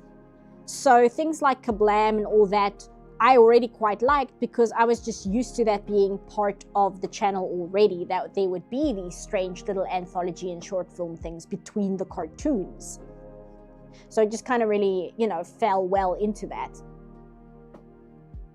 I never watched Are You Afraid of the Dark, though, because I don't think we got Nickelodeon at that stage. We got Nickelodeon in the early 90s, but by that point, we had like All That and Pete and those shows, and Kenan and Kel. Kenan and Kel was the big one. That was the one I remember watching the most. So by that point, Are You Afraid of the Dark wasn't really playing on our television that much. Did you ever get Rocket Power, Our Real Monsters, or obscure Nick shows? We did get Rocket Power and Our Real Monsters. I actually really liked Our Real Monsters. I really, really enjoyed that show a lot. I was not into Rocket Power at all. Like the late stage Klasky and Scoopo stuff was not really for me. I did like As Told by Ginger, but I didn't follow it all the way through into its later seasons. I kind of only watched it when it was the first season. And then by the time it went into like the later seasons, I wasn't really keeping up with it that much. But I think As Told by Ginger is actually quite a good show. Like, I think that is a very, very good example of making a slice of life show in animation without it being like what we would think of as a cartoon, if you know what I mean. I hated Rocket Power. Yeah, Rocket Power was really obnoxious. I think the problem was the kids themselves were not likable. Like, that was the number one problem. Like, the kids it focused on, they were just awful. I didn't like any of them. And then it also had like the worst theme song imaginable. It was so bad. Are you going to do any more adventures with Superman? It's on my mind because I saw an interview where the people talk about how Dragon Ball inspired it and said, we're not subtle people. Yeah, I'm probably not going to cover it because I want to bring variety into my channel. I've been stuck on Velma way too long because I got caught up working on the movie and that ate up a lot of my time. So I've been in Velma limbo for way longer than I anticipated. I'm not even going to cover the Halloween special at this point because I'm like, no, I can't. I need to move on to other things. So I'm going to talk about something else. I'll probably cover something more positive next time, regardless of what I end up working on. It'll be something positive. It'll be something like this is actually good and something I can recommend because there's a lot of that I can talk about. I do want to talk about Daikon 4, but I can't monetize it if I talk about it because of the music in that short, and I don't want to talk about it and leave out the music because then what's the point? So I'm not going to do that next. Because I would like to make a video that's actually monetized next. And I think I should try and make a video on a property that's not owned by Warner Brothers. I think that might be a good idea for whatever I talk about next. I'm so tired of dealing with Warner Brothers nonsense behind the scenes. Good Lord. When are you going to make a 10-hour video on why the character-driven storytelling is brilliant? What, in general? Like, or do you mean like, are you joking about, oh, of Mass Effect? Yeah, I was about to say. I like Mass Effect because it's something that's so personal to me. I don't think I would want to approach it in a video format, talking about it from like an academic standpoint, because I like it so much that I don't really want to go into that whole thing. And the best I can think of is like just literally reading out like codex entries. Like nobody wants that. Nobody cares about like the biological construction of the Vorcha. Like nobody cares about that nonsense but me. Like I was talking about it on Tumblr and I offhandedly mentioned that, yeah, it's interesting how the Vorcha are biologically classified as worms. And I had like 3 mutuals contact me like, what do you mean they're worms? And I'm like, I thought this was common knowledge. That the Vorcha, like on a DNA level, the Vorcha are flatworms. That's why they adapt the way they do. That's why they don't get sick. It's why if they get hurt, they adapt to the injury and they're an evolutionary dead end because they don't need to evolve because they're already perfect. I thought everybody knew this. Oh, we're talking about 16. Oh, who brought up 16? Because I did watch 16. Oh, was it Dana? Yes. A weird show I was into that no one really talks about is 16. But to be fair, there is nothing special about it, and so many other teen animated shows do better. I remember quite liking 16. I don't like the animation style because it was an early show that used cutout, like Flash cutout. So the animation is really rigid. But the writing is actually pretty solid. Like I'll sometimes see clips of it go past me on Tumblr, and it's not like the funniest thing you've ever seen, but the jokes are funny enough where I'm like, if this was a live action Nickelodeon sitcom, I would sit down and watch it. Like, 'cause it's pretty good. The one that always goes around on Tumblr is the part where they're talking about using a grabby thing. Yeah, that's it. They were talking about, oh, you catch more flies with honey, but the guy said, I think he says you catch more snakes with honey, and then the one character says, no, you catch flies with honey, and he's like, what catches snakes? And the other character says, one of those grabby things, the long poles with the grabby thing at the end. And then the other character says, oh yeah, my grandma uses those to reach cereal in her cupboard. And then one of the other characters goes, why does your grandmother have snakes in her cupboard? Like, it's such a stupid conversation, but it's so funny. And I'm making it sound funnier than it is. It's kind of just a nothing conversation, but as people say on that post, they're like, this is just what a Discord call is like in real life. It's like exactly this. In my Mass Effect 2 run, I'm depleting every single planet because I'm autistic, mood, but I love reading all the planet entries and the spin-off stories games that could be made on them alone. Yeah, like, I love the planet entries in Mass Effect because there's some interesting stuff in there. Like, they foreshadow the entire Leviathan DLC in like the second game, maybe the first game, but I know for a fact they mention it in the second game. If you scan a certain planet, they start talking about it. And again, having played them so many times, and when I read that the first time, I was like, oh, wait a second. This is talking about the DLC, which is only in the next game. There's a lot of like really interesting little things like that, which I get really excited about. Do I have a favorite song from Winx, and why is it harmonics? We only got the first season of Winx here, which is frustrating because when it came out, I was exactly the right age to enjoy it, and I did enjoy it. And then we got the first season and we never got the rest of it, like at all. And so I just moved on with my life. To be fair though, when Winx was playing here, it was playing alongside shows like Metabots.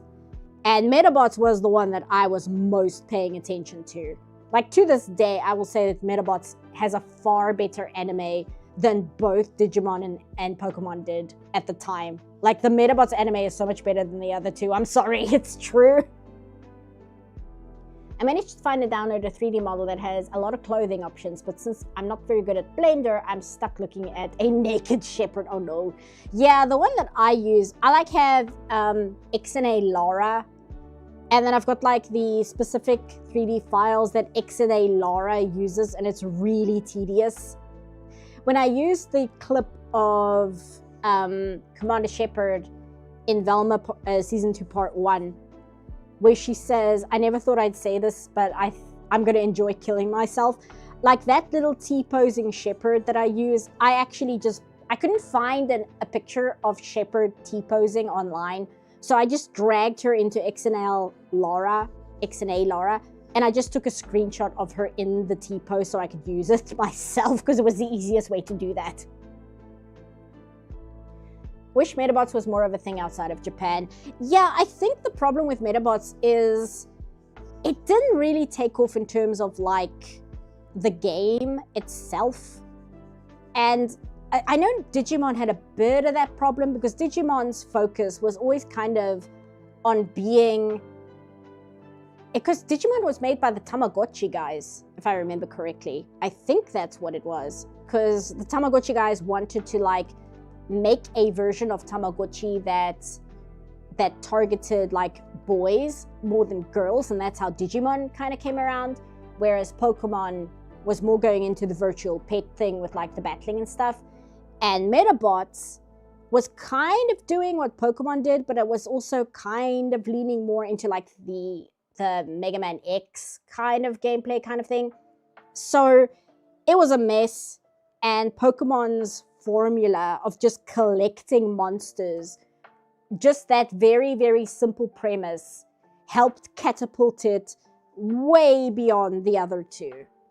Because I think in a way, Digimon shot itself in the foot a little bit by trying to figure out a way to market Tamagotchi to boys. It inevitably made its market smaller. Whereas Pokemon, yes, they were aiming for boys, but the Pokemon designs themselves are very cute. So it appeals to both boys and girls. And I think that's kind of why it managed to edge itself ahead of the competition a little bit. Metabots will forever be an also-ran to Pokemon and Digimon, but it will just never die. 100 years from now, Metabee will be dunking on how Pikachu sold out 100 years ago. Digimon, Toad to Rabbit to full-grown naked woman. Yeah, that's the other thing. Like, I know people like the Digimon designs, but it really is, a lot of them lack coherency, which is frustrating. And it really is like that. Like, Angelmon, it like, if you're into Digimon, I can understand it, but as an outsider looking in, it's like, okay. Digimon also has a very complicated story, whereas Pokemon is very simplistic and thus easier for any kid to pick up on. Yeah, I suppose Metabots kind of had that problem as well, which is why I liked it, because Metabots went into like ancient civilizations, and like the toy robots that you could buy in universe to battle each other was built on like ancient civilization of like a robot race. And the metals that power the robots, like the metal inside the robot, that is actually the robot. That is the personality. It's not the shell around it. It's just the metal. And there's like this whole thing going on where the majority of metals are actually manufactured recreating the ancient lost civilizations way of making metals. But there's a very, very small handful of them which are actually ancient civilization metals. And unlike the metals that were manufactured by the company that's selling the toys, the metals that are actually from the ancient civilization are like real people. They're not a robot made by a toy company. It's like an actual person. So again, as a kid, that was just fascinating to me. That was so much more interesting than watching Ash like eat shit at the 10th gym or whatever, right? Like, I watched Pokemon all the way up until the Indigo League, and then I got so bored. I'm like, why are we still doing this? It's been 80 episodes and we're still doing this. I'm trying to remember. I think there was a new Metabots game that just released in the West. I think so. I saw something about that because I was curious what the Metabots like franchise was doing, and I think I saw something about that. But I know Digimon just had their release as well of their game, which I think was pretty well received, but apparently it's been in like production hell for like 10 years. I think Pokemon helped by making the world at the time like grounded in our reality, like the novelty of getting a phone in gold and silver. I suppose so, but Digimon also kind of had that, right? Because the whole thing in Digimon is like, oh, you had the digital world and then you had the real world.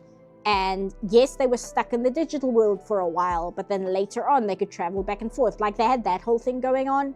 And that was really popular at the time. Like everything had to have like a cyberspace. Even Ninja Turtles had a season which takes place in cyberspace, and it's like the worst season of Ninja Turtles ever made. It's so bad. To be fair, OG Digimon was supposed to end with Angemon, and it was mostly supposed to be symbolic, but it got more popular than they anticipated, so they expanded the story and the world. Okay, yeah, no, that makes sense. I can see that being a problem. Thank the Matrix for that. No, I think the Matrix wasn't the cause. I think the Matrix was a symptom. I think it was just part of the larger zeitgeist because the internet had become much, much more accessible to common households. So the concept of like digital space was a lot more discussed at the time.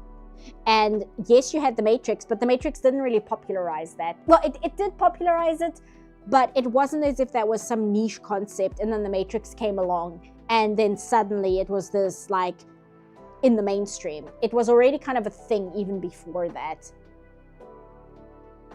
Digimon just released the game Time Strangers and it done so well. They've announced a new second wave of DLC after the initial. Well, that's good because from what I heard, they really, really struggled. So it's always nice when a game really struggled, but then it came out and it's like, no, it's actually good. It might not be the best game ever, but we managed to kind of right this ship after all the problems we had. Like, I like stories like that. I do prefer stories where people actually succeed more than I enjoy stories where people just crash and burn. I agree with CPAF. Let's not forget about Samurai Cyber Squad. The internet was big in the 90s and 2000s. Yeah, like I'm trying to think. The one that keeps coming to mind is Corrector Yue, which is a magical girl series where the magical girl gets her powers from the internet. Let me just grab this. And I think it came out before The Matrix. Yeah, let's grab this image so I can show you guys. Just see what date did this come out. 1999. So yeah, the same year as The Matrix, I think. I can't remember if The Matrix is 99 or 98. I believe it's 99 though.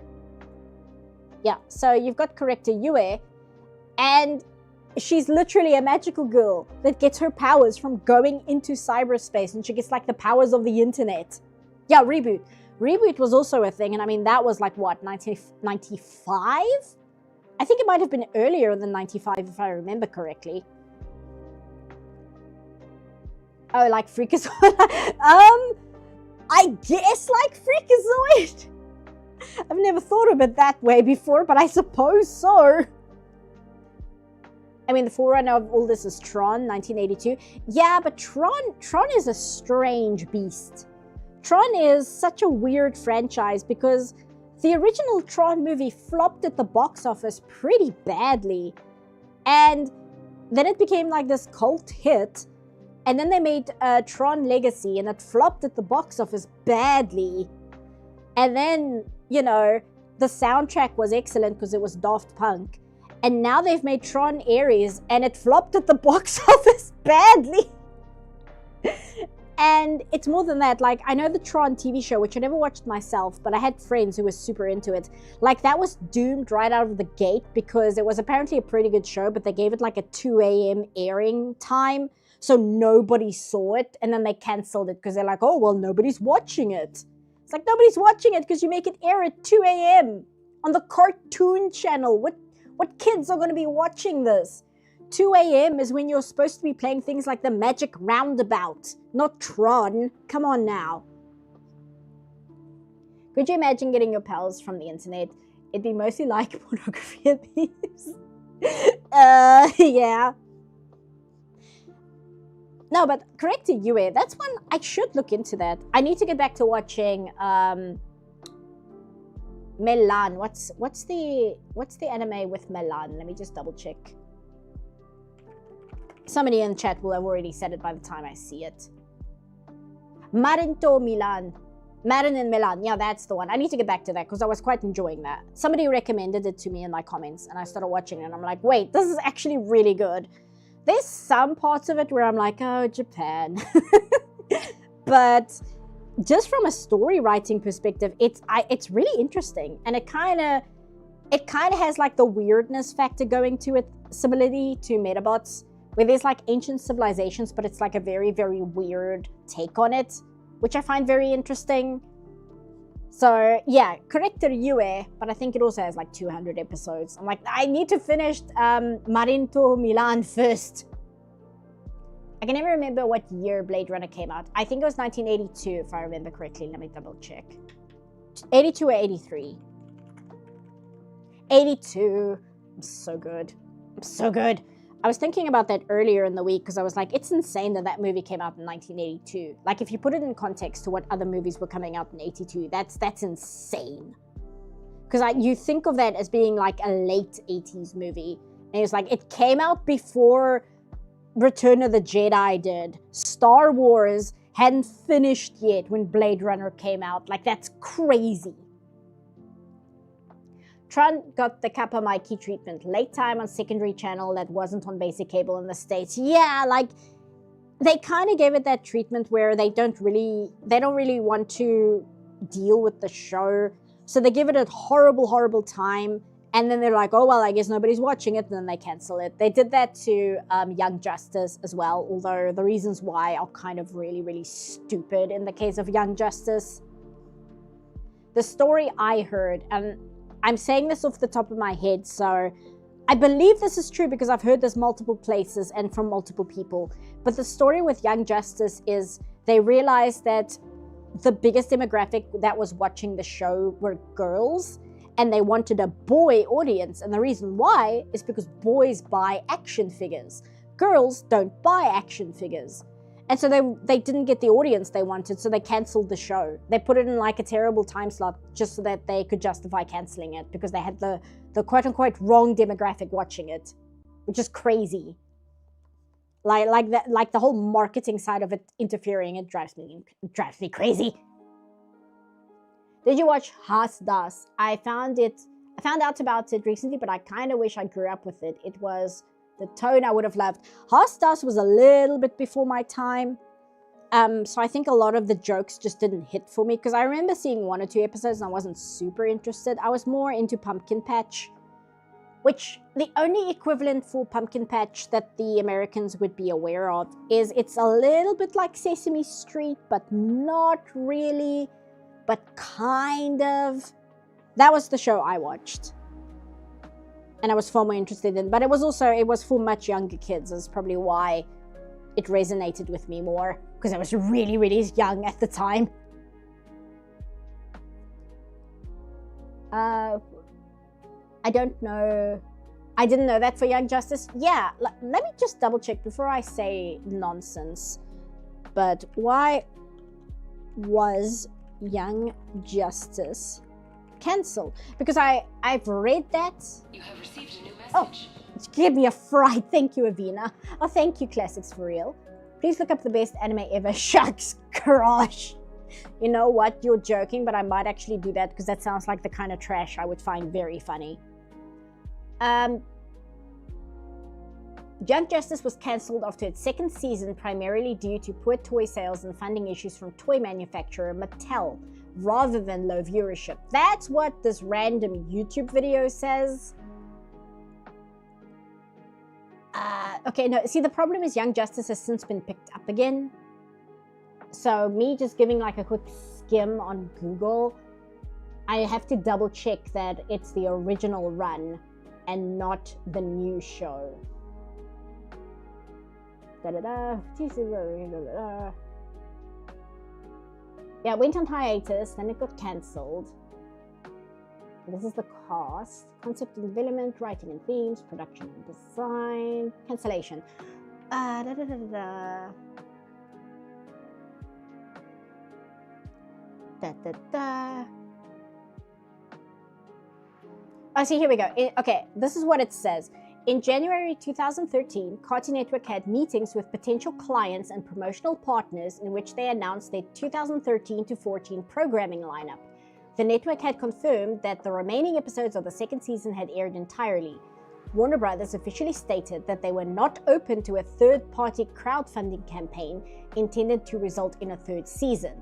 In December 2003, Kevin Smith and Paul Dini addressed the 2013 cancellation of several series, including Young Justice, claiming that the network executives did not want girls watching the programs because they don't buy toys and wanted more boys watching.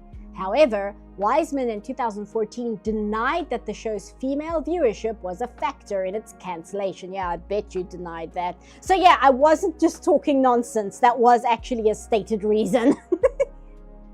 I was there for the Young Justice era. Cartoon Network made a chunk of quality superhero shows only to mistreat them, and yes, toy sales were involved. Yeah, of course it was. Of course it was some nonsense that had nothing to do with the product itself, and it had like everything to do with sales and marketing and like numbers and things like that, of course. Thank you, Ravina. Oh, thank you, Kevin. Thank you so much. Have to head out, but I'll catch the rest of the stream later. Hope everyone has a great day/night.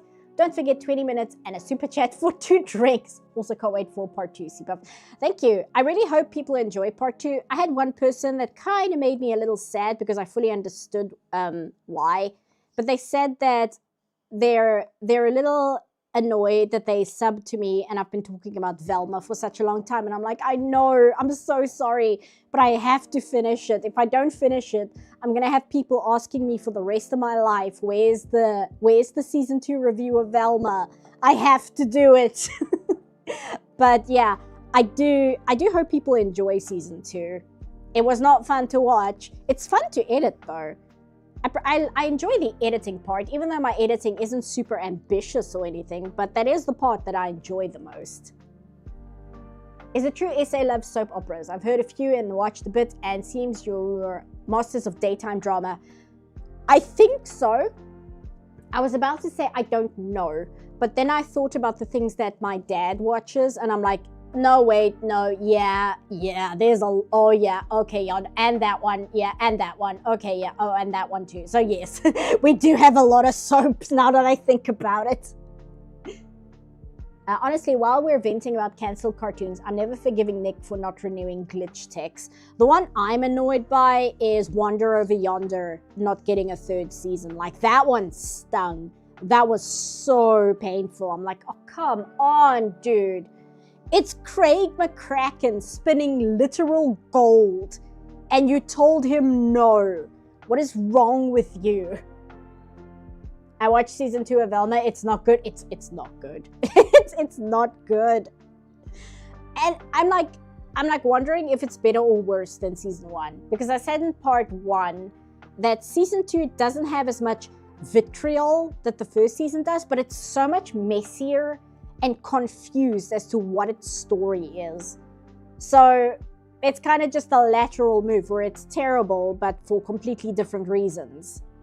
And it's much harder to review because the story is so all over the place and unfocused that I'm just not talking about big chunks of like side plots, because if I did, the video would be like 10 hours long. And I don't feel like spending that much time on Velma. She doesn't deserve it.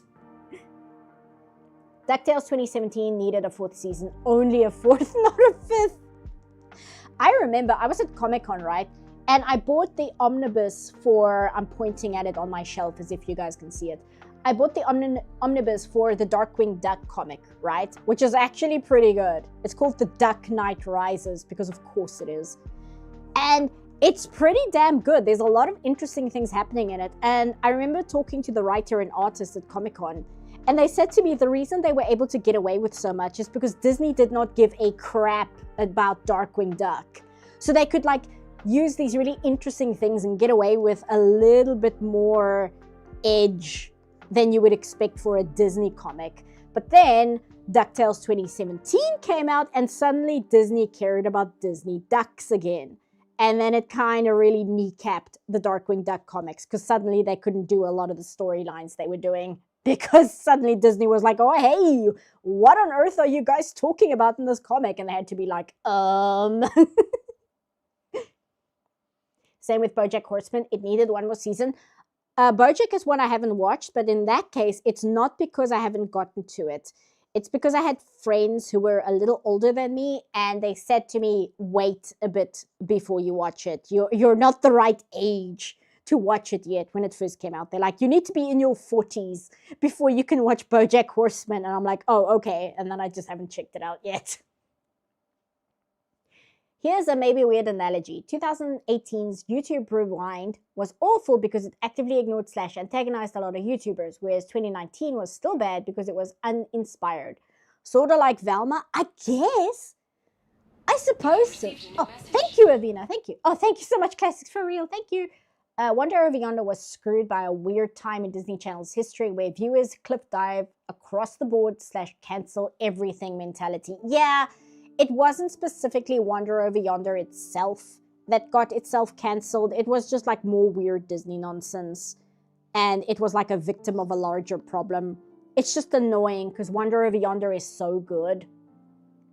The Duck Knight Rises is also the name of the Darkwing Duck episode in the DuckTales 2017 show. It does a really good job of showing the nuances of reboots. Interesting. Okay. Because I watched a bit of the 2017 DuckTales. And then, like I always say, I got distracted by something and I haven't gotten back to it yet. But I've been a little bit afraid to because I really like Duck comics. I have The Life and Times of Scrooge McDuck, which is excellent. If you have not read The Life and Times of Scrooge McDuck, please do so. It's fantastic. I've got the companion to The Life and Times. I've got the Life and Times of Scrooge McDuck soundtrack, which is amazing. I've got a few of the not Don Rosa, the Carl Barks. I believe, let me just check. What does that say? Is it Carl Barks? Or am I thinking of a different name? I can't read that far. Oh, that's Don Rosa. Yay! Thanks for becoming a member, Classics for Real. Okay, there's Don Rosa. I believe it's, yes, Carl Barks. So I've got a few Carl Barks. I've got a few Dutch Duck comics, which my mom brought from the Netherlands. And I've got the Gladstone publications of the Duck comics that were turned into DuckTales episodes. I've got that as well. So I was really, really nervous about the 2017 DuckTales cartoon because I'm like, what are they going to do to Donald? Are they going to give him like a normal person voice? Because, oh, nobody can understand what Donald says when he talks. And Donald is very, very talkative in the comics. And we can't have that. Are they going to screw up my boy to make him more legible? Because they can't do that. I'm going to have like a conniption. And then I heard they like reintroduced Della in the show. And I'm like, oh Lord, what are they going to do with Della? I disagree of needing to be older to watch BoJack Horseman, but at the same time, I specifically watched it because of the storytelling and comedy, whereas most people watched it for the feels. Yeah, my friends absolutely 1000% watched it for the feels. But yeah, so that's why that one I haven't gotten to. It wasn't just, oh, I haven't gotten to it yet. That was more a recommendation from my friends to just give it some time. I'm curious as I'm the only one left since Kevin left. Am I the only one doing the drinking game? I mean, if you're going to mention it, I'm going to take a swig of my water. When I was a kid, I thought Darkwing Duck was Daffy's alter ego. No, Daffy has Duck Dodgers. That's Daffy's alter ego.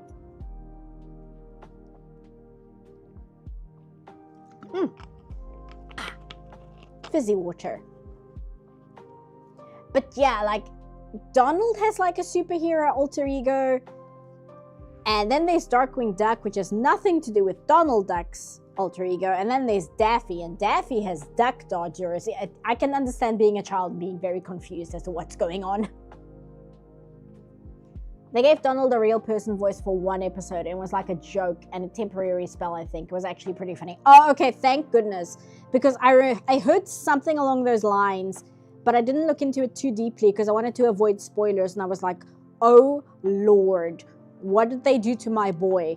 Because the reason Donald is not in the original DuckTales, even though he's in the comics all the time, is because you can't understand what he says. So they just shipped him off to the Navy in the original DuckTales because they felt nobody would understand him, which is very frustrating because I'm like, Donald is such a cool character and you're putting him on a boat and like saying goodbye. I don't want to spoil anything in case you're thinking of watching DuckTales, but it's my favorite show of all time, tied with Avatar. So my inner need to geek out is high. Now, I'll definitely check it out because as you can hear, I am in fact the target audience for that show. Because I watched the first episode and they had like certain nods to the Life and Times of Scrooge McDuck in it already. And I was like freaking out. I'm like, they're saying the thing. They're showing the thing. It's the Don Rosa thing. Even though I don't know if Don Rosa would be okay with that. Don Rosa hates Disney. He hates Disney so much. It's really funny. When I met him at Comic-Con the one time, I'm like, oh, I really, really love your comics. I'm such a big fan. And he's like, oh, well, your accent, you're South African, right? And I'm like, yeah. And he's like, how are you reading my comics? Because they're not allowed to be distributed in South Africa. Like, specifically, that's not allowed. And I had to be like, well, I studied in Canada. That's how I got them. And he was like, oh, okay. Like, that was his opening statement, was like trying to figure out whether Disney had screwed him over yet again. Donald Duck in the Navy sounds funny. The thing is, you never see him. They say goodbye to him on the pier and he goes on his battleship and leaves. And it's like, oh, okay, bye, Donald. The scene I've seen most from the DuckTales reboot is the funeral scene. If you know, you know. I do not know. I do not know. And I think I can just imagine Shady Durags in the chat being like, shh, shush, shush, shush, shush, shush.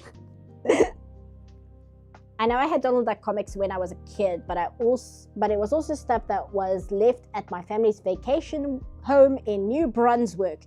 Yeah, again, they didn't sell them in my country until very recently. So I only got them when I was studying in Canada because they had a Golden Age collectibles close to the college and I would just spend like so much time there because I was super into Usagi Yojimbo, where I've got a bunch of them on my shelf. And I got into Usagi Yojimbo through Ninja Turtles. And then I also, because I saw the comics based on DuckTales, which I really like, so I got those and that kind of was the gateway drug into Duck comics as a whole. But I haven't read a lot of the European ones. I know the European ones, especially apparently the Italian ones, are like the top tier for Duck comics. And I've seen some of the art, and the art is insane for Duck comics. Get your cameras out of my office. It's been years since I've watched the original DuckTales, and I've only watched 2 episodes of the reboot. The first DuckTales is so funny because it was Disney's first serialized... No, not serialized. What's the word? Syndicated show, right? They did Gummy Bears before that. That was their very, very first cartoon as a whole, for television, I mean. And then they did DuckTales, which was their first syndicated show. So all the animators for DuckTales are like trained Disney theatrical animators. So the first episode of DuckTales has like movie quality animation going on in it, even though it's done on like such a smaller budget, because that's just what the animators were used to animating. So it has like these really, really impressive like set pieces in the pilot for no reason. The US Navy actually does officially acknowledge Donald Duck as being officially part of the US Navy. Yeah, he's got a draft card. I don't know if I don't have it on this machine. Let me just get it. Because that's how we learned his middle name is Fauntleroy. Donald Duck draft card. Yeah, so it's this one. But I think this one was for the Army. I don't think this was for the Navy. Hold on. Let me analyze this. So this is the draft card. Oh, it's big. I didn't realize it was that big.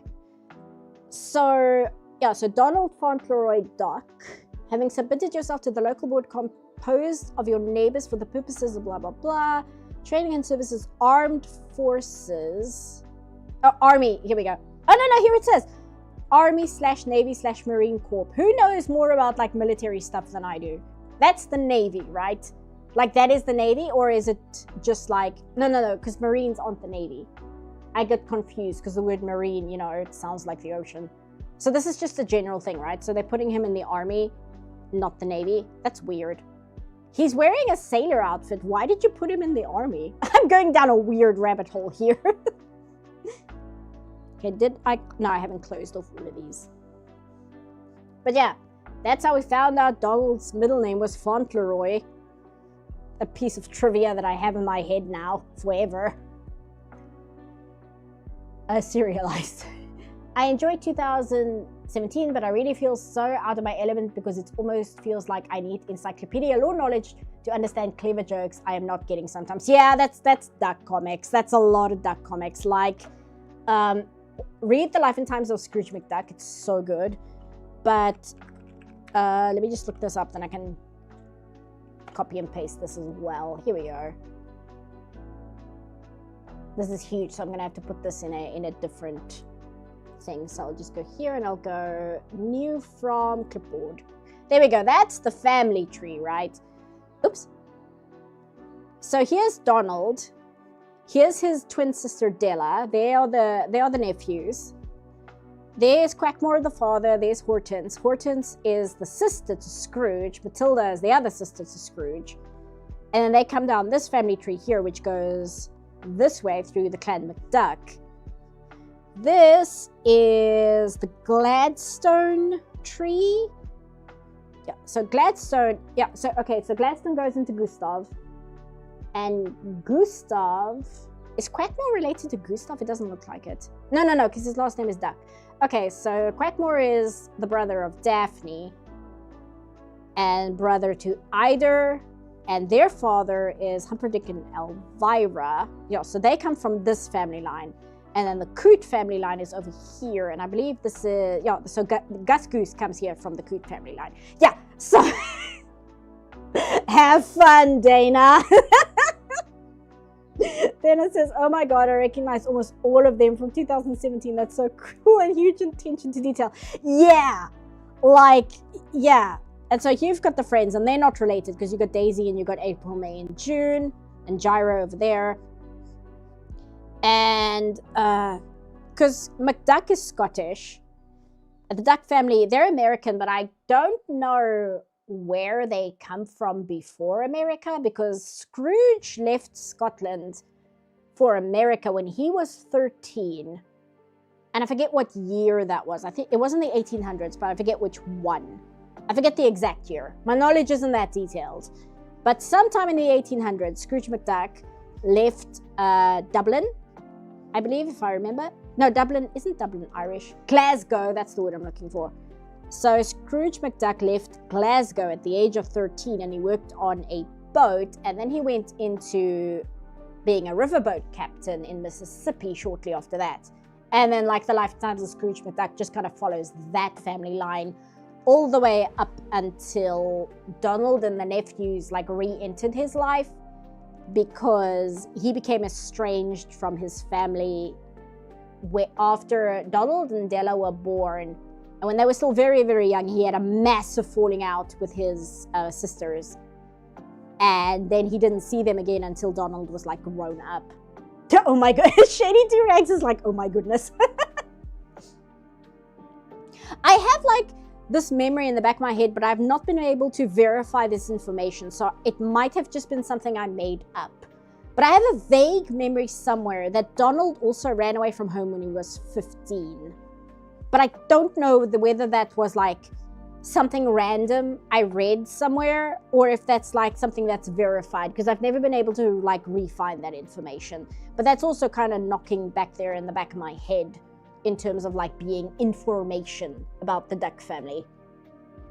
I don't know why, but it's giving me flashbacks to the Knuckles family tree from the Archie Sonics. Oh no.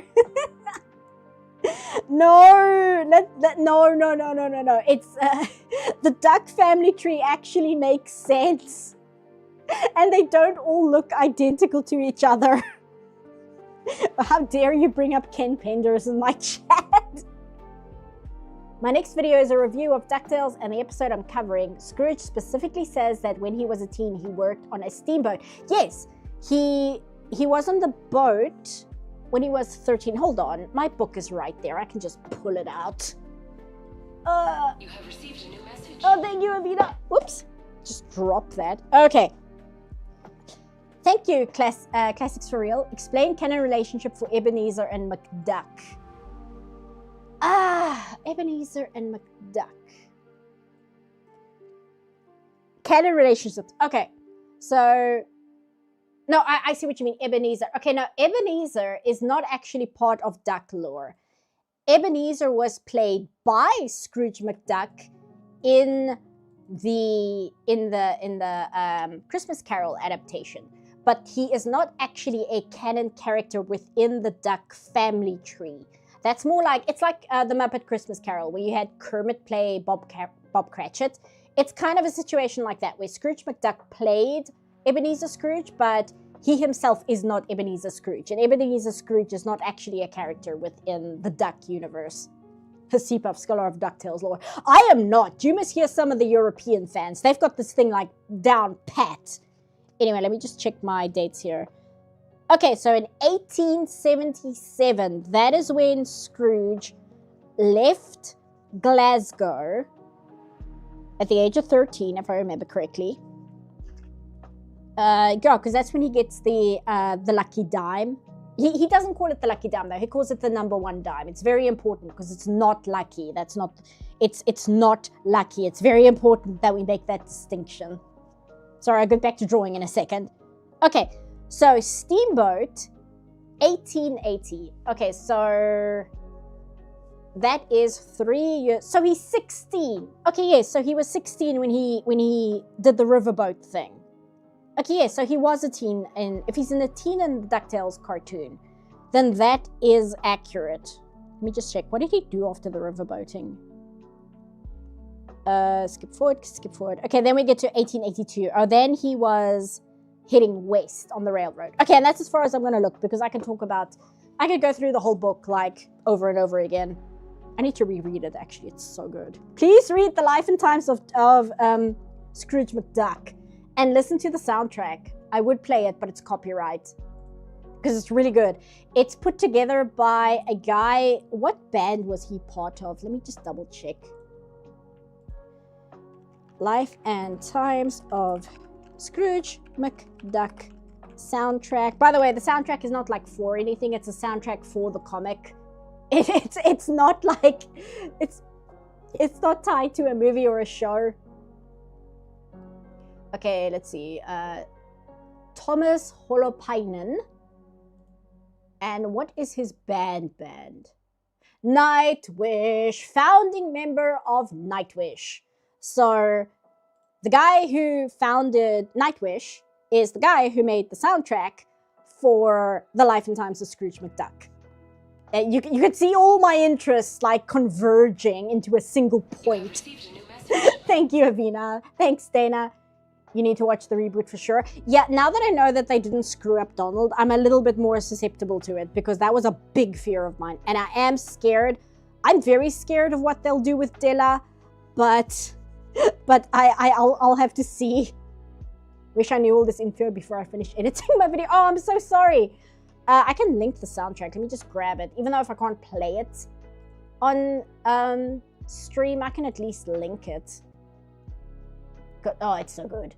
And it's published by Nuclear Blast, who is a metal music publisher. It's very funny. Times of Scrooge McDuck. Here we go. So yeah, here's the full album. I'll just link this. No, you know what? I'm gonna link the official video to A Lifetime of Adventure because it's just such a good song. And you can find the rest on your own. So do that after this stream. I really, really would play it on stream if I could because it's really good. But it's super copyrighted. I mostly remember Nightwish when they had Tarja because I'm old. Yeah, I heard them first when they had Tarja. And I do like their stuff with Tarja, but I like Floor. Like, come on. Like, you cannot compete with Floor. She is just like... That woman is like an actual Valkyrie. Like, again, I'm looking for a lot of images. This stream is going to go on forever. But Floor. Oh, sorry. I really like her. Oh, that's Instagram, so that image is not going to load properly. Come on, load. You can do it. There we go. Oh, she's so cool. She's so cool. Floor is amazing. Oh, it's so good. So good, so good, so good. I really like her. I love her voice. I love her look. I really like her. So I can't say I'm too sad that Tarja is not part of the band anymore because we got Floor instead. DuckTales can rewrite history for solvent history. DuckTales, I can't really understand that message. Might have to rewrite that. I only got into Nightwish last year, but I friggin' love them. And yeah, Floor is a gem, and she and Macro made a killer combo. Yeah, man. I watched so many reaction videos of people listening to Ghost Love Score for the first time and like losing their minds because why? How can you not? There's an amazing reaction where Floor starts singing in Ghost Love Song and the couple reacting to her, the girl just immediately like bursts into tears, and I'm like, yeah, valid reaction. Who knew chatting with someone who has never seen my favorite show could make me appreciate it even more? It's great, right? It's amazing when good things, you like keep digging into it further and further and further, and you just learn like so many more interesting, awesome details about it. And you're like, that's so good. Oh, that's so interesting. But yes, Life and Times of Scrooge McDuck. Super, super, super highly recommend. It's so good. It's one of my favorite comics. And I'm trying to think.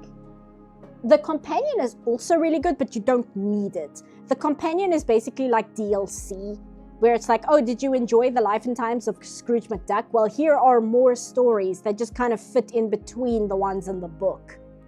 Nerds, says Brian, shut up. I was just writing the intro to DuckTales. There is an amazing cover of the moon theme from the DuckTales game called Harden the Duck Up. It's like one of my favorite covers of all time. It's so good. And it ends with the DuckTales, like DuckTales, woo! It like ends with that. I had another song planned for what I will play on the outro, but maybe I should just play that instead. Because we're talking about it, I might as well, right? And that will not get copyright claimed. Yeah, I'll do that. I'll do that once I finish. What is... Oh, I can't see it in that picture. I'm going to have to look at the other one. What are her little stripes? Oh, they're orange. Okay.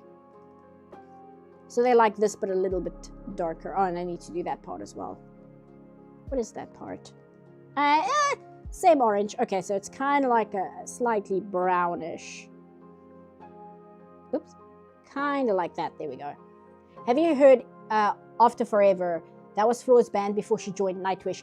No, I haven't. Because like I said, I was more aware of Nightwish than I was of Floor. And I only really learned about Floor through Nightwish.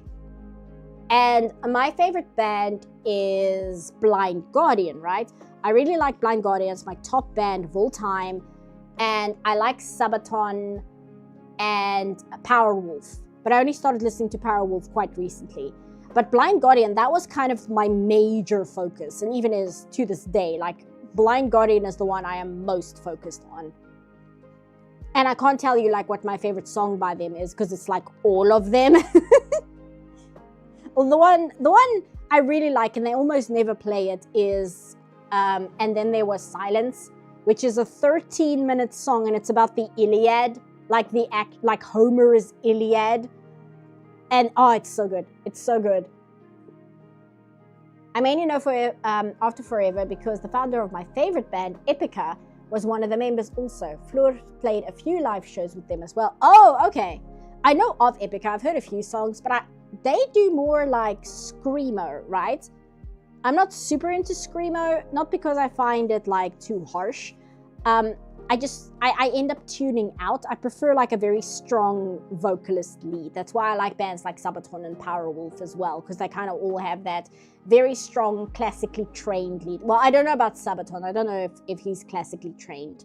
But I know the lead singer of Powerwolf absolutely is classically trained. And he gets those like really big notes. It's really good. Blind Guardian's Imaginations from the Other Side was so good. Imaginations from the Other Side is really good. And Blood of the Elves, which is their new album. Oh, it's... Oh, thank you, Betty. Thank you, Classics. Classics for real. Sabaton, No Bullets Fly. Oh, my favorite Sabaton is Attack of the Dead Men. Just because the actual historical event it's based on is absolutely bananas. If you don't know Sabaton, I don't know, sorry, I'm going into metal talk, which I know chat is here for cartoons, not so much for metal. But if you're unaware of Sabaton, what they are is they are a metal band that writes songs about historical battles and historical leaders and things like that. And they cover any and all countries. They don't really come from a position of like glorifying it really.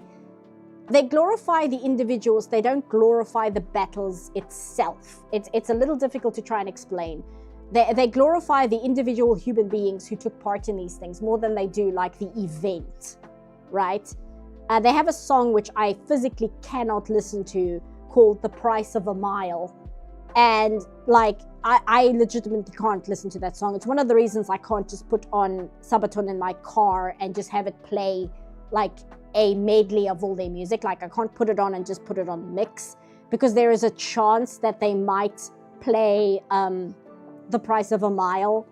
And I can't listen to that song, especially not when I'm driving. Bruh, I'm for the metal stuff. It's actually something I know about instead of me just being clueless about anime or stream. Yeah, like I said, power metal, that's kind of my niche. And again, Blind Guardian. Every single Blind Guardian album and song is the best Blind Guardian album and song. Even their like early speed metal stuff is really good. But I do prefer their like folk metal, for lack of a better word. It's power metal, it's not folk metal, but it starts leaning towards folk metal, and that's kind of the stuff I like more. Oh, excuse me, I'm hiccuping. You got a favorite Godzilla film? It has to be -1. Shin Godzilla was #1 until I watched -1, and I'm like, damn it, this just kind of outdoes Shin Godzilla in every single way possible. So yeah, Godzilla -1, it's such a good movie. It's probably one of the best movies that came out that year. It's just legitimately amazing. It's legitimately a fantastic movie. But then again as well, it takes place in like 1946 Japan. So it's also a historical setting, which means I am automatically going to be far more biased towards it. I think the meta of Shin Godzilla is very interesting as well. How it's like a commentary on the 2011 earthquake and tsunami, and the government's inability to mobilize quickly enough, and how that ended up costing a lot of lives. Like, that meta conversation of Shin Godzilla is very, very interesting. And I also find it interesting that it's a movie without any characters in it.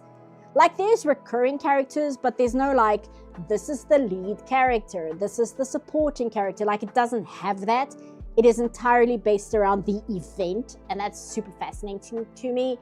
But the historical time period of -1 and the focus on the personal drama just kind of makes it a far more interesting and better movie for me. Is Godzilla -1 like Garfield minus Garfield? No!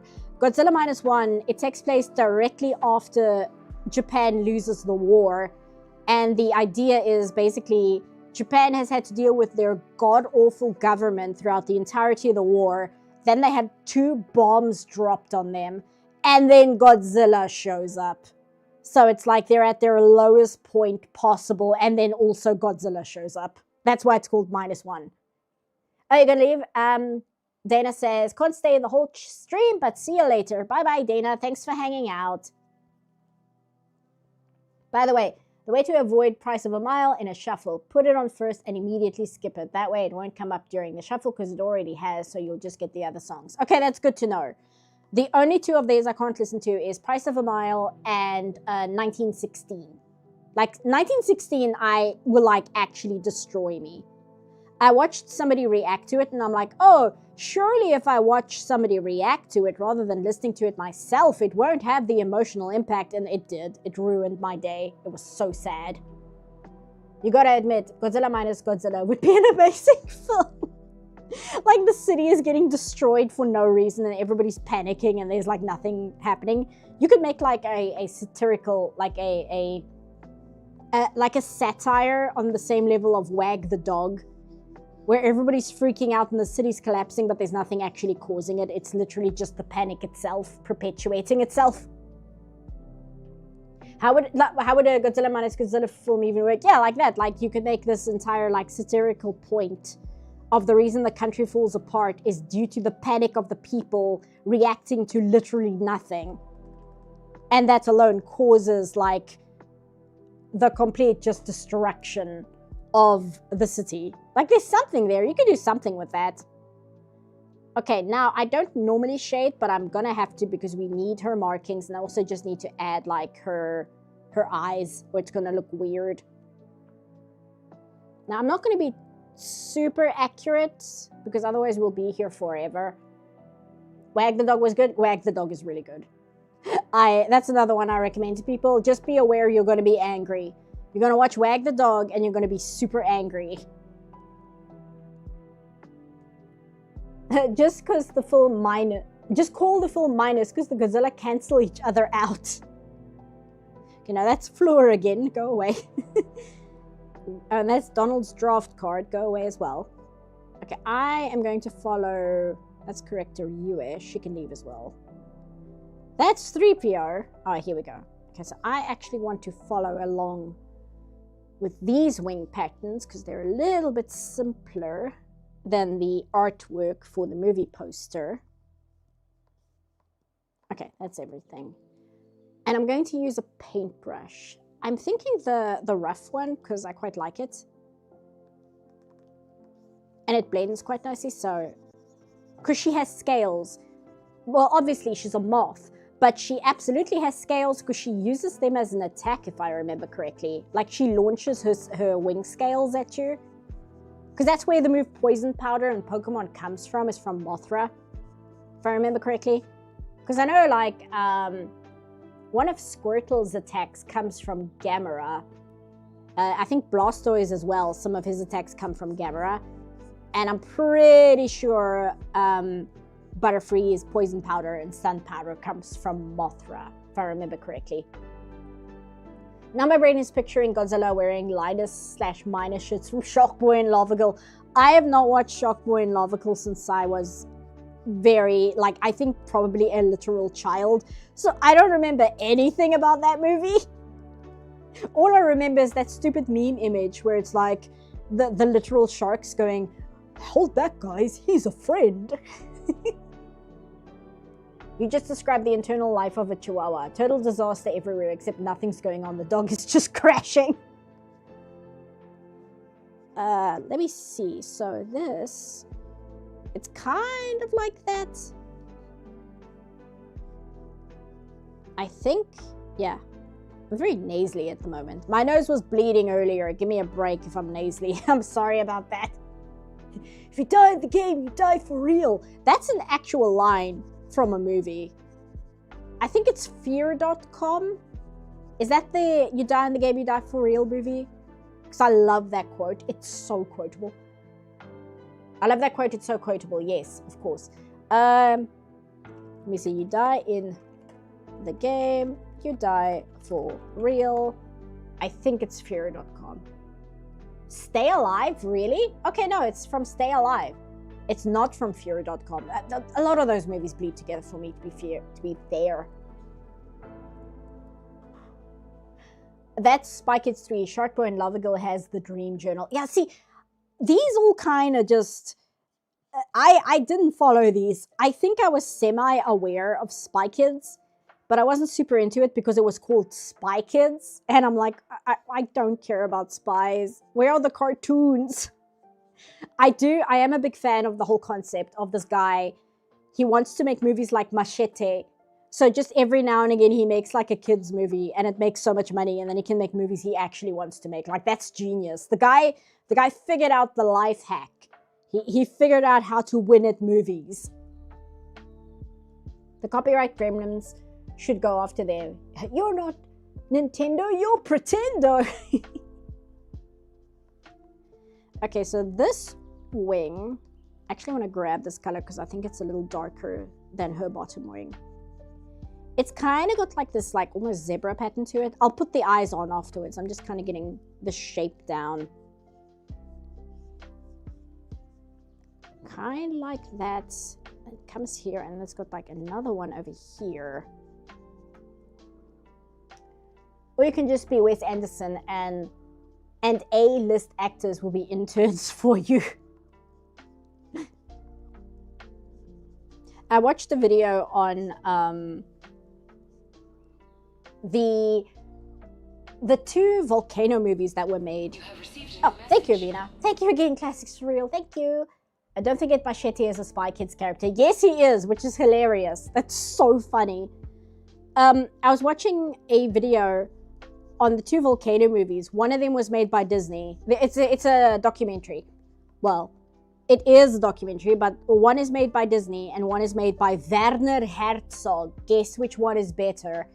And one of the things that the video points out is that the Disney one is so desperately trying to be a curated vintage ad, and it like specifically mentions Wes Anderson and his like visual style and how that's really like become an aesthetic onto itself, and how Disney was far more interested in selling this idea of an Instagram version of curated vintage than they were actually talking about the individuals of the documentary. Whereas Werner Herzog is Werner Herzog, and he made a Werner Herzog documentary.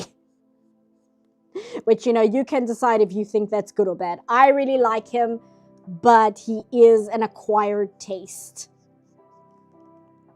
And if somebody told me they don't like him or the way he makes his documentaries, I can't blame them. It's one of those like, oh yeah, no, I understand. If you don't like him, I fully understand. I get it. Oh, Werner Herzog. Almost didn't get that for a second. Yeah. With all these donations, CPF can get fiber internet. Guess what? I actually do have fiber. That's the sad part. This is me with fiber. You don't want to know what it's like without fiber. How many are going to see the Backrooms movie? I absolutely am. I'm very excited for the Backrooms movie. Even if it's not great, just the fact that it's a YouTuber making a weird niche horror movie from a bizarre concept that they're obviously passionate about, like that alone has me far more interested in like the Blumhouse Mummy movie that came out. I saw that Red Letter Media made a video about it, but I haven't watched it yet because I want to actually pay attention to it rather than just like listening to EFAP clown on Ant for like 6 hours. You're so right about Herzog. Grizzly Man is basically BBC Earth after you've had 8 Budweisers. Yeah, I haven't watched Grizzly Man because it's really upsetting, but I watched Happy People, and what was the other one of his that I watched? Well, obviously his version of Nosferatu is probably one of my favorite horror movies of all time. Like, I really like his version of Nosferatu. But his documentary of Happy People, it's good, but oof, you need like a very specific taste to be able to gel with it because it's so specific. I know Patrick Willems, he's hit or miss as a reviewer, but he made a joke video about 10 years ago of what if Marvel Ant-Man was... Oh, thank you! He did a video of what if Marvel's Ant-Man was directed by Werner Herzog, and it's like still one of my favorite YouTube videos ever. Go back to voice work, Steve Blum. Is he not doing voice work at the moment? Oh, what's he doing? Why not? Is Grizzly Man about the dude who thought he could talk to bears and got eaten alive and it got recorded? Yeah. It's just the audio. The visuals didn't get captured because the camera lens was on. Luckily, the audio is not in the Werner Herzog documentary, but I don't need that in my life. I can go my life without a deep philosophical look at this man's life because ugh. Oh, Steve Blum is literally... Oh, the Blum and Blumhouse. Is it the actual... No, that's Steve Blum. Okay, no. You can't make jokes about names with me because I'm just going to believe you because I'm so bad at them. I'm just going to accept whatever you say to me about names must be accurate. Don't do that. But yes, I am excited for the backrooms. I think it will be good. If nothing else, it'll be visually interesting. And I do like the approach that Kane has to the story as he was describing the backrooms shorts on YouTube, which is he was tired of these horror concept movies where the government is just evil. And the reason things are bad is because the government is evil and they're doing evil science, which caused all the horror stuff to happen. And he wanted to do a horror concept where the government was messing around with something that they didn't understand. It caused a huge problem. And the quote-unquote plot of the backrooms is the government trying to fix another story where it's like, oh, I died. Hold on. Ah, I'm back. Did that even pick up for you guys that I died? Did that even like register that I died for a second there? That was amazing. But anyway, what was I saying? I got so discombobulated by my stream dying for a second. Oh, Ken Pixels. I'm far more interested in a fresh approach where it's not just, oh, the government is doing evil government things again. A second? Picked up pretty quickly? Okay, cool. And I just like the idea of just trying to do something different with the concept of, oh, the government screwed up, where it wasn't deliberate. And now it's the story is structured around problem solving. And I really like that. I think that's really interesting to just have it be, okay, we've got the problem of the backrooms. How do we fix it? Backrooms comments. Yeah, thanks. But yes, so I like the idea because it's just interesting and it's a brand new like approach to that story. Because again, I've been watching the coverage of Stranger Things season 5. And just like, oh, there's an evil government that built a lab inside the Upside Down. And it's like, oh, it's so boring. It's so boring and by the numbers. Can't we do something different and interesting? Every time Seapuff's internet dies, she goes to another universe. Yeah.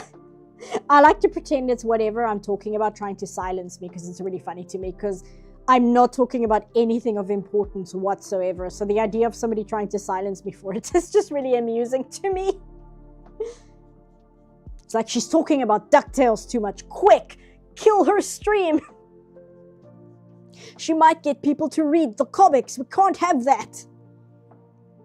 Something I kind of think about this concept. I think it's more realistic that a disaster came about not from maliciousness, but from experimenting and making an error. That feels more realistic too. Yeah, like there's that saying which I prescribe to, which is never assume malice when stupidity will do. And it's been true like 9 out of 10 times in my life. Whenever there's something that can like fit that mold, it's like, yeah, no, this is just stupidity. It's just stupidity and incompetence. It's not malice. It's just people screwing up their damn job. Saying it's so boring twice in a row like that gave me deja vu from one of your videos. Can't remember which one. Not High Guardian Spice. It might be, but I don't think I ever really described that as boring. It might be Velma. Because Velma is so predictable in its vitriol. It's like, oh, white man bad. It's like, ugh, please. You can't even have anything interesting to say. Ugh. Then assume they're pure evil. Oh, unless they're billionaires. Yeah, but again, that one, I still assume stupidity. Quite frankly, it's a different kind of stupidity. I need to keep that quote in mind whenever I read the news or listen to BAR. You know where I first read that quote? It's an actual quote. I think it comes from France. But the first time I encountered that quote was on a magic card.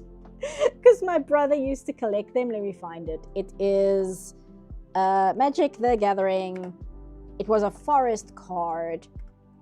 I think it's called Bait. Let me check. Why do I remember this? Why do I remember this with perfect clarity, but I can't remember people's names? I'm not seeing it though.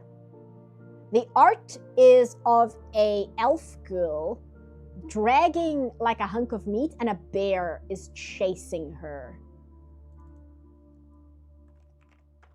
That's the art. Let me see if I can find it. The problem is there are a lot of bear cards, so if you type in bear, you just get a lot of bear cards. You don't get the one I'm actually thinking of. Anyway, I'm not going to do it on stream because I could sit here for hours, but that's where I first heard the quote. And I just kind of like internalized that because I'm like, oh, that's really good. As someone who's been the victim of malice and stupidity at the same time, my policy is to be prepared for people to be stupid in a malicious way. You know what? That's fair. Again, I've been watching EFAP's coverage of Ottilie Noah and Ant Gramuglier, and it's like, yeah, that exists too. Wait, I think I remember. I think it was when you were comparing what you thought Fred's relationship with Velma was going to be with what you realized it was actually going to be. Yeah, that checks out. Also, spoilers for part 2. Fred is once again the most interesting character in the whole show. And he actually had interesting, like, things you could do with him with the plot. And Velma is so aware of it, they do actually use some of it, but then they try and, like, make it a joke. Like, they don't take the plot point seriously. And it's almost like they only did the plot point because they were backed into a corner where they had to address certain plot things because they couldn't just leave it. And they're like, oh crap, we actually have an interesting character and it's Fred. We can't have that because Fred is the character we're supposed to hate based on his ethnicity. And it's like, yeah, it's so annoying and stupid. Let me see. Oh, I've got the diamond brush. That might actually... Yeah, maybe that will work. Hold on. Okay, so if I get the diamond brush, I'm going to have to make the particles smaller. And I grab this one and I do this. There we go. Oops, I'll turn that off. And now, if I go here and I make... Okay, not density, particle size. Here we go. Should this... Yeah, there we go. It's not entirely what the eye should be, but it gives it a little bit something. It just kind of gives it the compound idea. Let me check this one. Is this one any different? Kind of, not really. But now what I can do is I can put another layer over it, put it to linear lights, I guess. Go here, go here. Yeah, there we go. And if we do this, then we can just give her some dimension to her eyes. And then if we blend it a little bit. Ah! My tab crashed! My internet is really trying to rebel against me. Luckily, I know the tab crashing does not kill the stream. There we go. I should be fine. Hello. Your wind's suddenly cute. My internet's really, like, going all out trying to, like, get me to stop talking. I want to hear the thoughts on Fred, to be honest. Fred is, like, actually interesting. And the problem that they made for themselves, right, is the entire first season kind of revolves around Fred because it's about his mother who wants to kill him and then put herself into his head, right? So now you've got season 2 and it's like, oh, whoops. The character that we want our audience to hate is suddenly the most important character in the entire show. What are we gonna do? And it's the only reason that Fred has, like, as much relevance in the show as he does. But again, they hate that they have to focus on him, so they, like, try and make him as pathetic as possible as often as possible, just to try and, like, counterbalance the fact that they accidentally wrote an interesting character. Also, I hope you guys are still there because my tab crashed. I think you are because I can see the random Hamlet and such. It should be fine. It should be okay. Oh, let me check. Okay, so that's my chat catching up there. Streamlabs, slight correction. Fred's mom wanted you to put a popular girl into Fred. You guys are here? Okay, cool. Yeah, like, originally what it was yes, she wanted to put Fred in a popular girl, but then she decided she was just going to put her own brain into Fred's body, so that she could basically be a powerful, rich white man and like build up the empire from inside the house. And like the whole fallout of season 2 is Fred having to deal with the fact that his mother wanted to kill him, and he can't really deal with that. So throughout the entire second season, he's like trying to find a way to like contextualize what happened in the first season. And it's so much more interesting than whatever the hell is going on with Daphne and Velma and Scrappy, who shows up in the second to last episode to like kill Velma, and then they like cliffhanger the Halloween special, and nobody cared. Like, nobody cares. Mothra has such pretty eyes. Thank you. I just threw something together quickly because I didn't feel like drawing out the hexagons like freehand, because I don't feel like doing that right now. Let me see. Let's do that. Wait, I'm going to use Texture Blender because she's got hair on her, so you need her with a little bit of texture. Okay, there we go. Otherwise, she's going to look a little bit too plasticky, and I don't want that. Oh, I'm also gonna make her far legs a different color, just so that it's a little bit more obvious that they are behind her other legs. So what I'm gonna do is I'm gonna, oops. Okay, it's connecting all of them. I didn't draw the other leg. Hold on.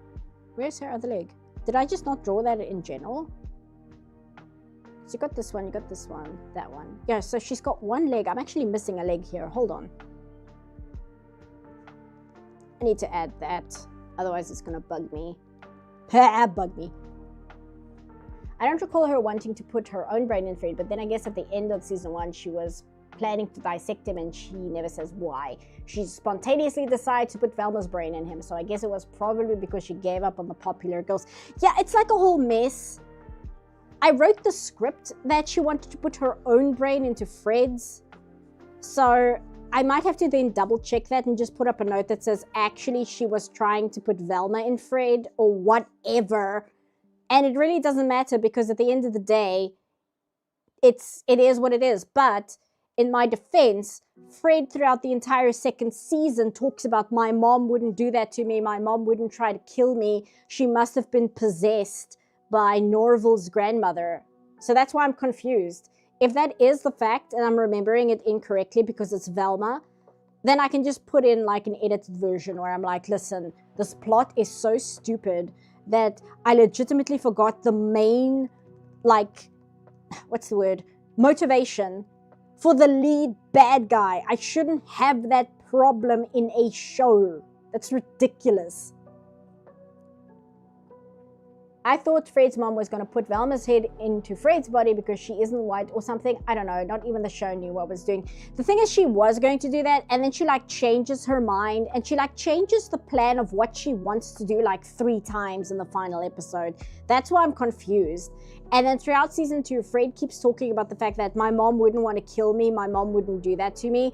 So I just remembered it as, oh, his mom tried to kill him so that she could put herself into his brain, which I'm pretty sure is what happens, but I think she only decides upon that, like, that's like plan, not even C, that's like plan D or E, because she goes through so many things of what she wanted to do, and it's like, oh, good Lord. Okay, this arm, I'm actually going to also grab, but I'm not going to treat it the same way. So what I'm going to do now is I'm going to go into this color, grab this, and then I'm going to do it this way. Oh, it's a little dark. Go up here, do that, and then this one, I'm just going to do a little, no, I'm going to do it from here. It's still a little too blue, hold on. Do that, and just kind of do that. There.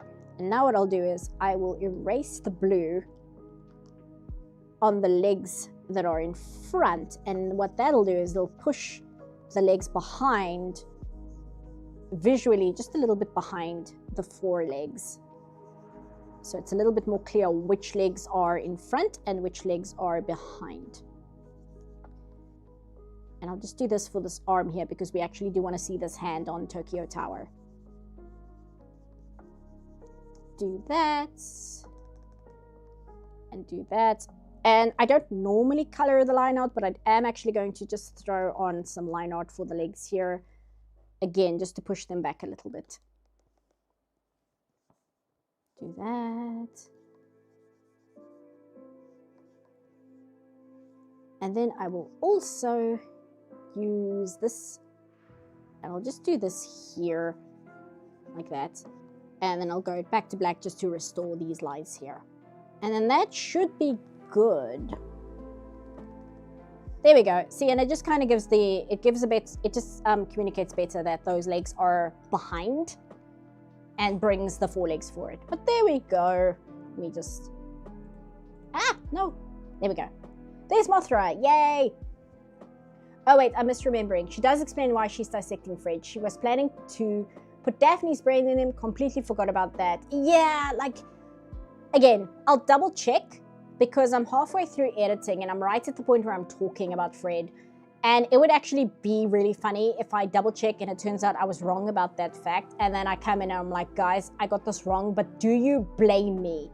There is so much nonsense happening all the time in this show that trying to keep track of the motivation of the main villain is really difficult.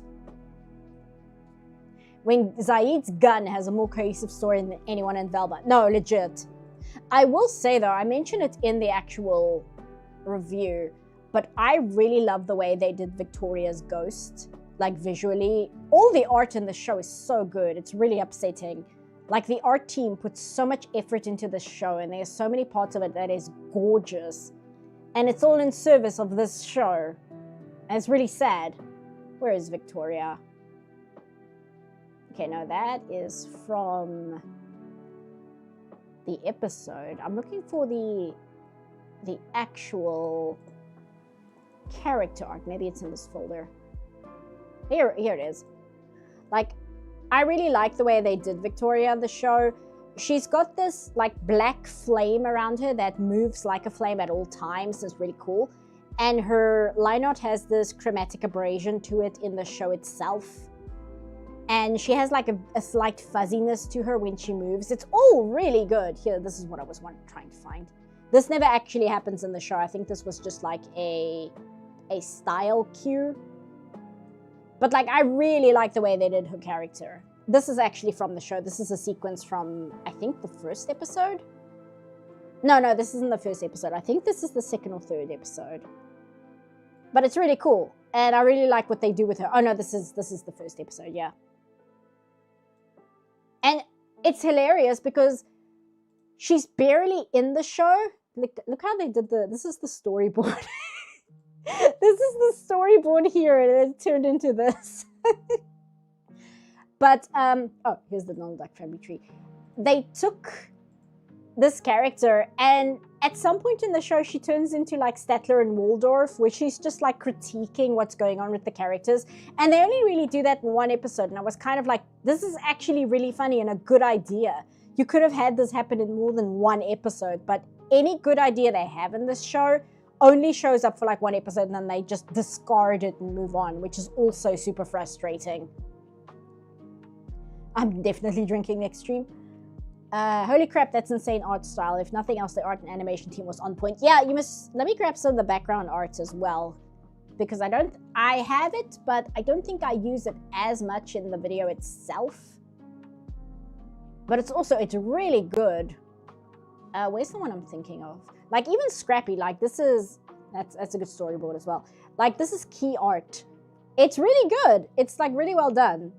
The scene where Scrappy walks into the cave isn't super well done from an animation standpoint. I know what went wrong looking at it, which I talk about in the video itself.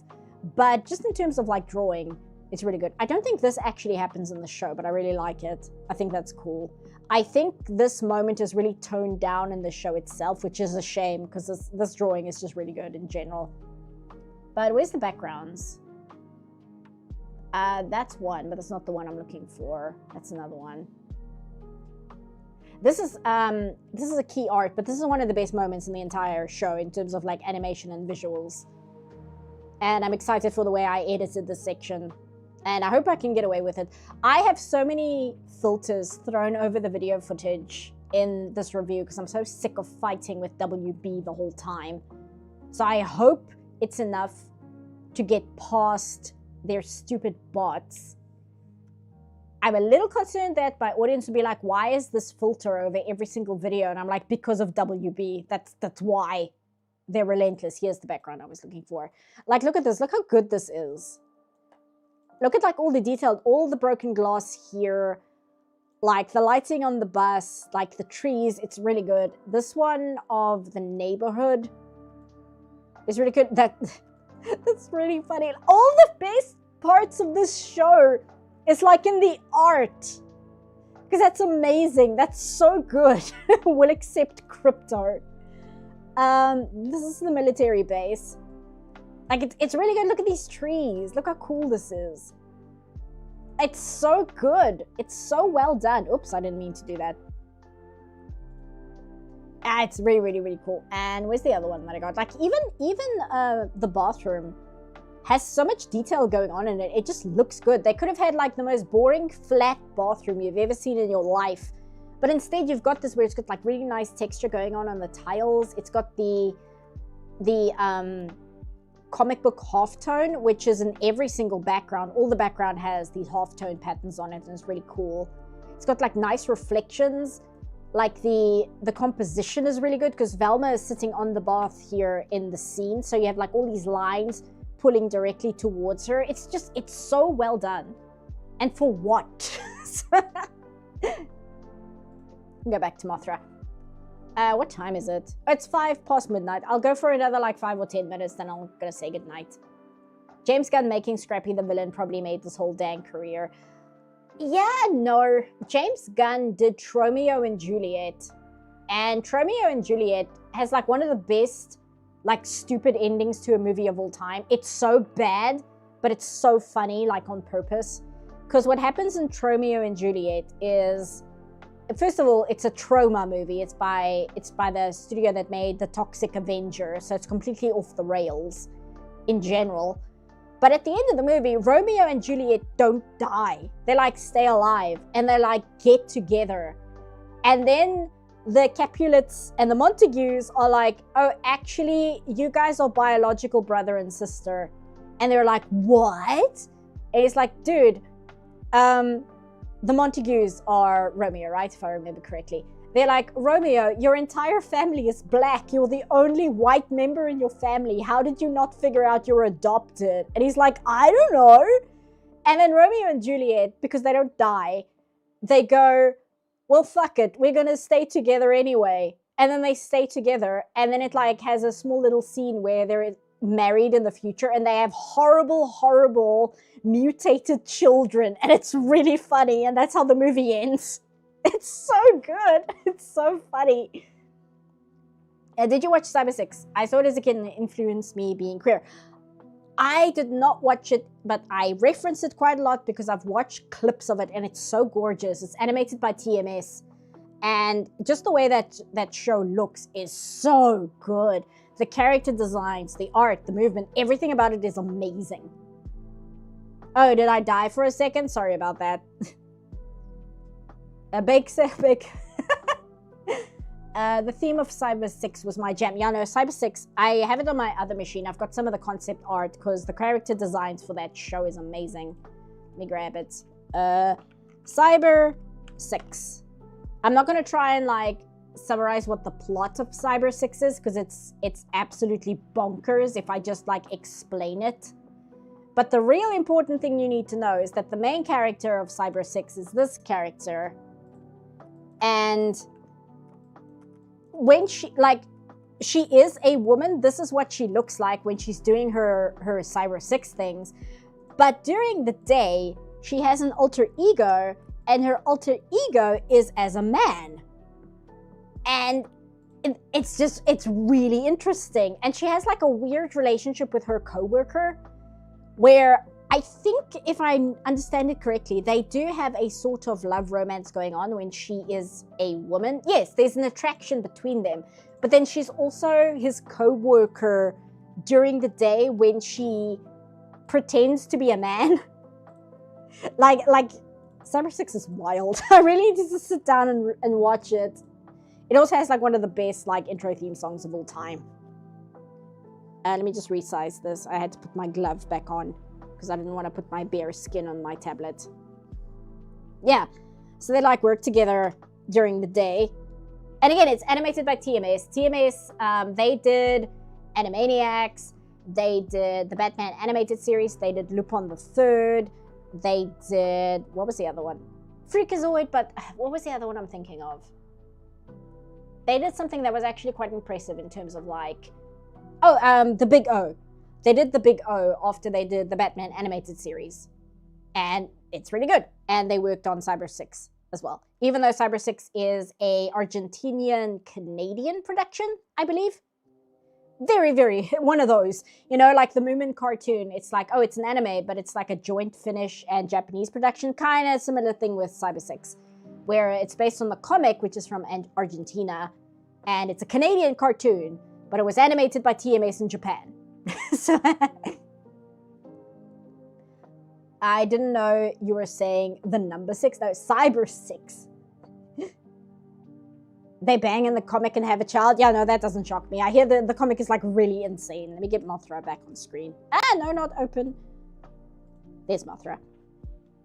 Wait, you wear gloves while you draw? I wear a fingerless glove because I don't want my bare skin on my tablet because it like, you know, you get your oils all over the tablet and I'm worried about it damaging the screen. So it's just better to wear a fingerless glove while I draw.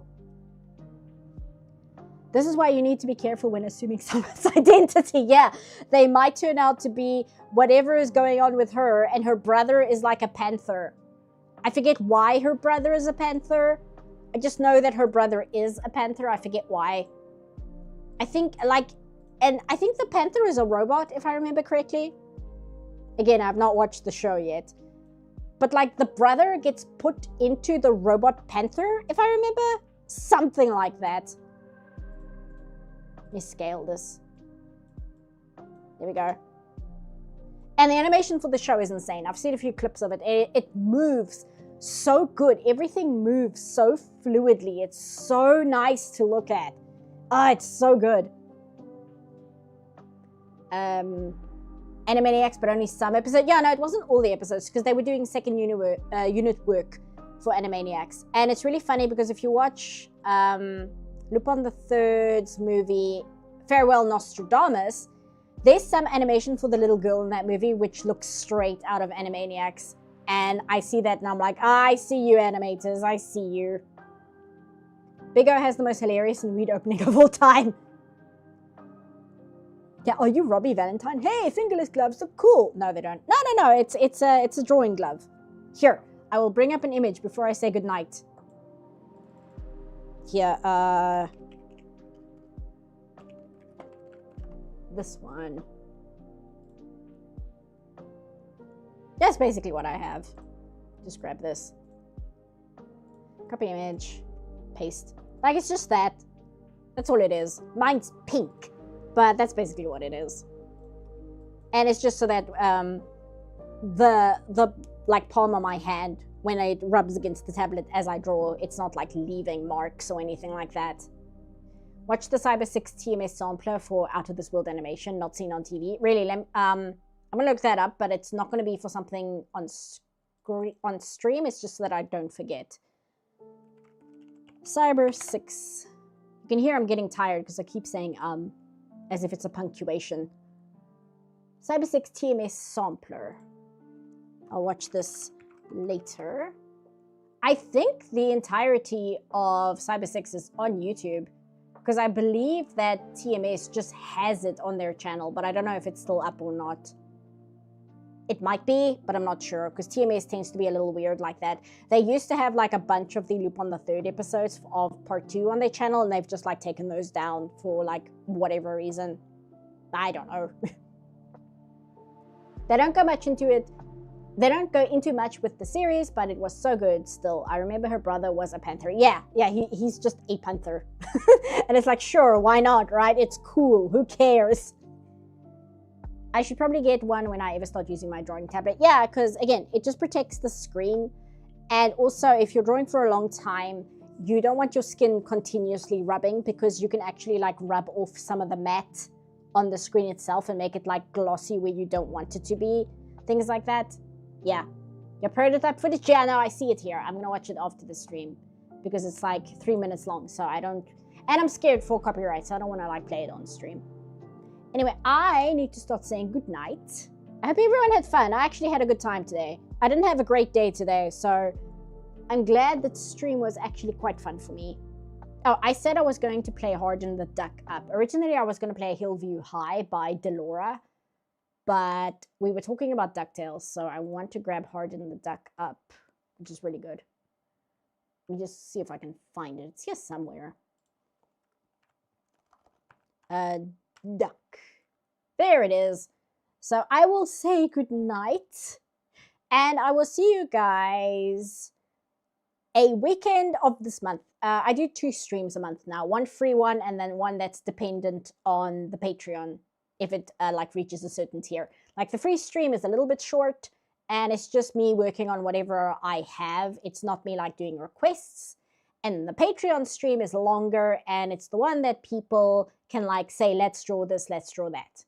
So those will happen at some point, not the immediate weekend, not tomorrow, but those will happen in the month at some point.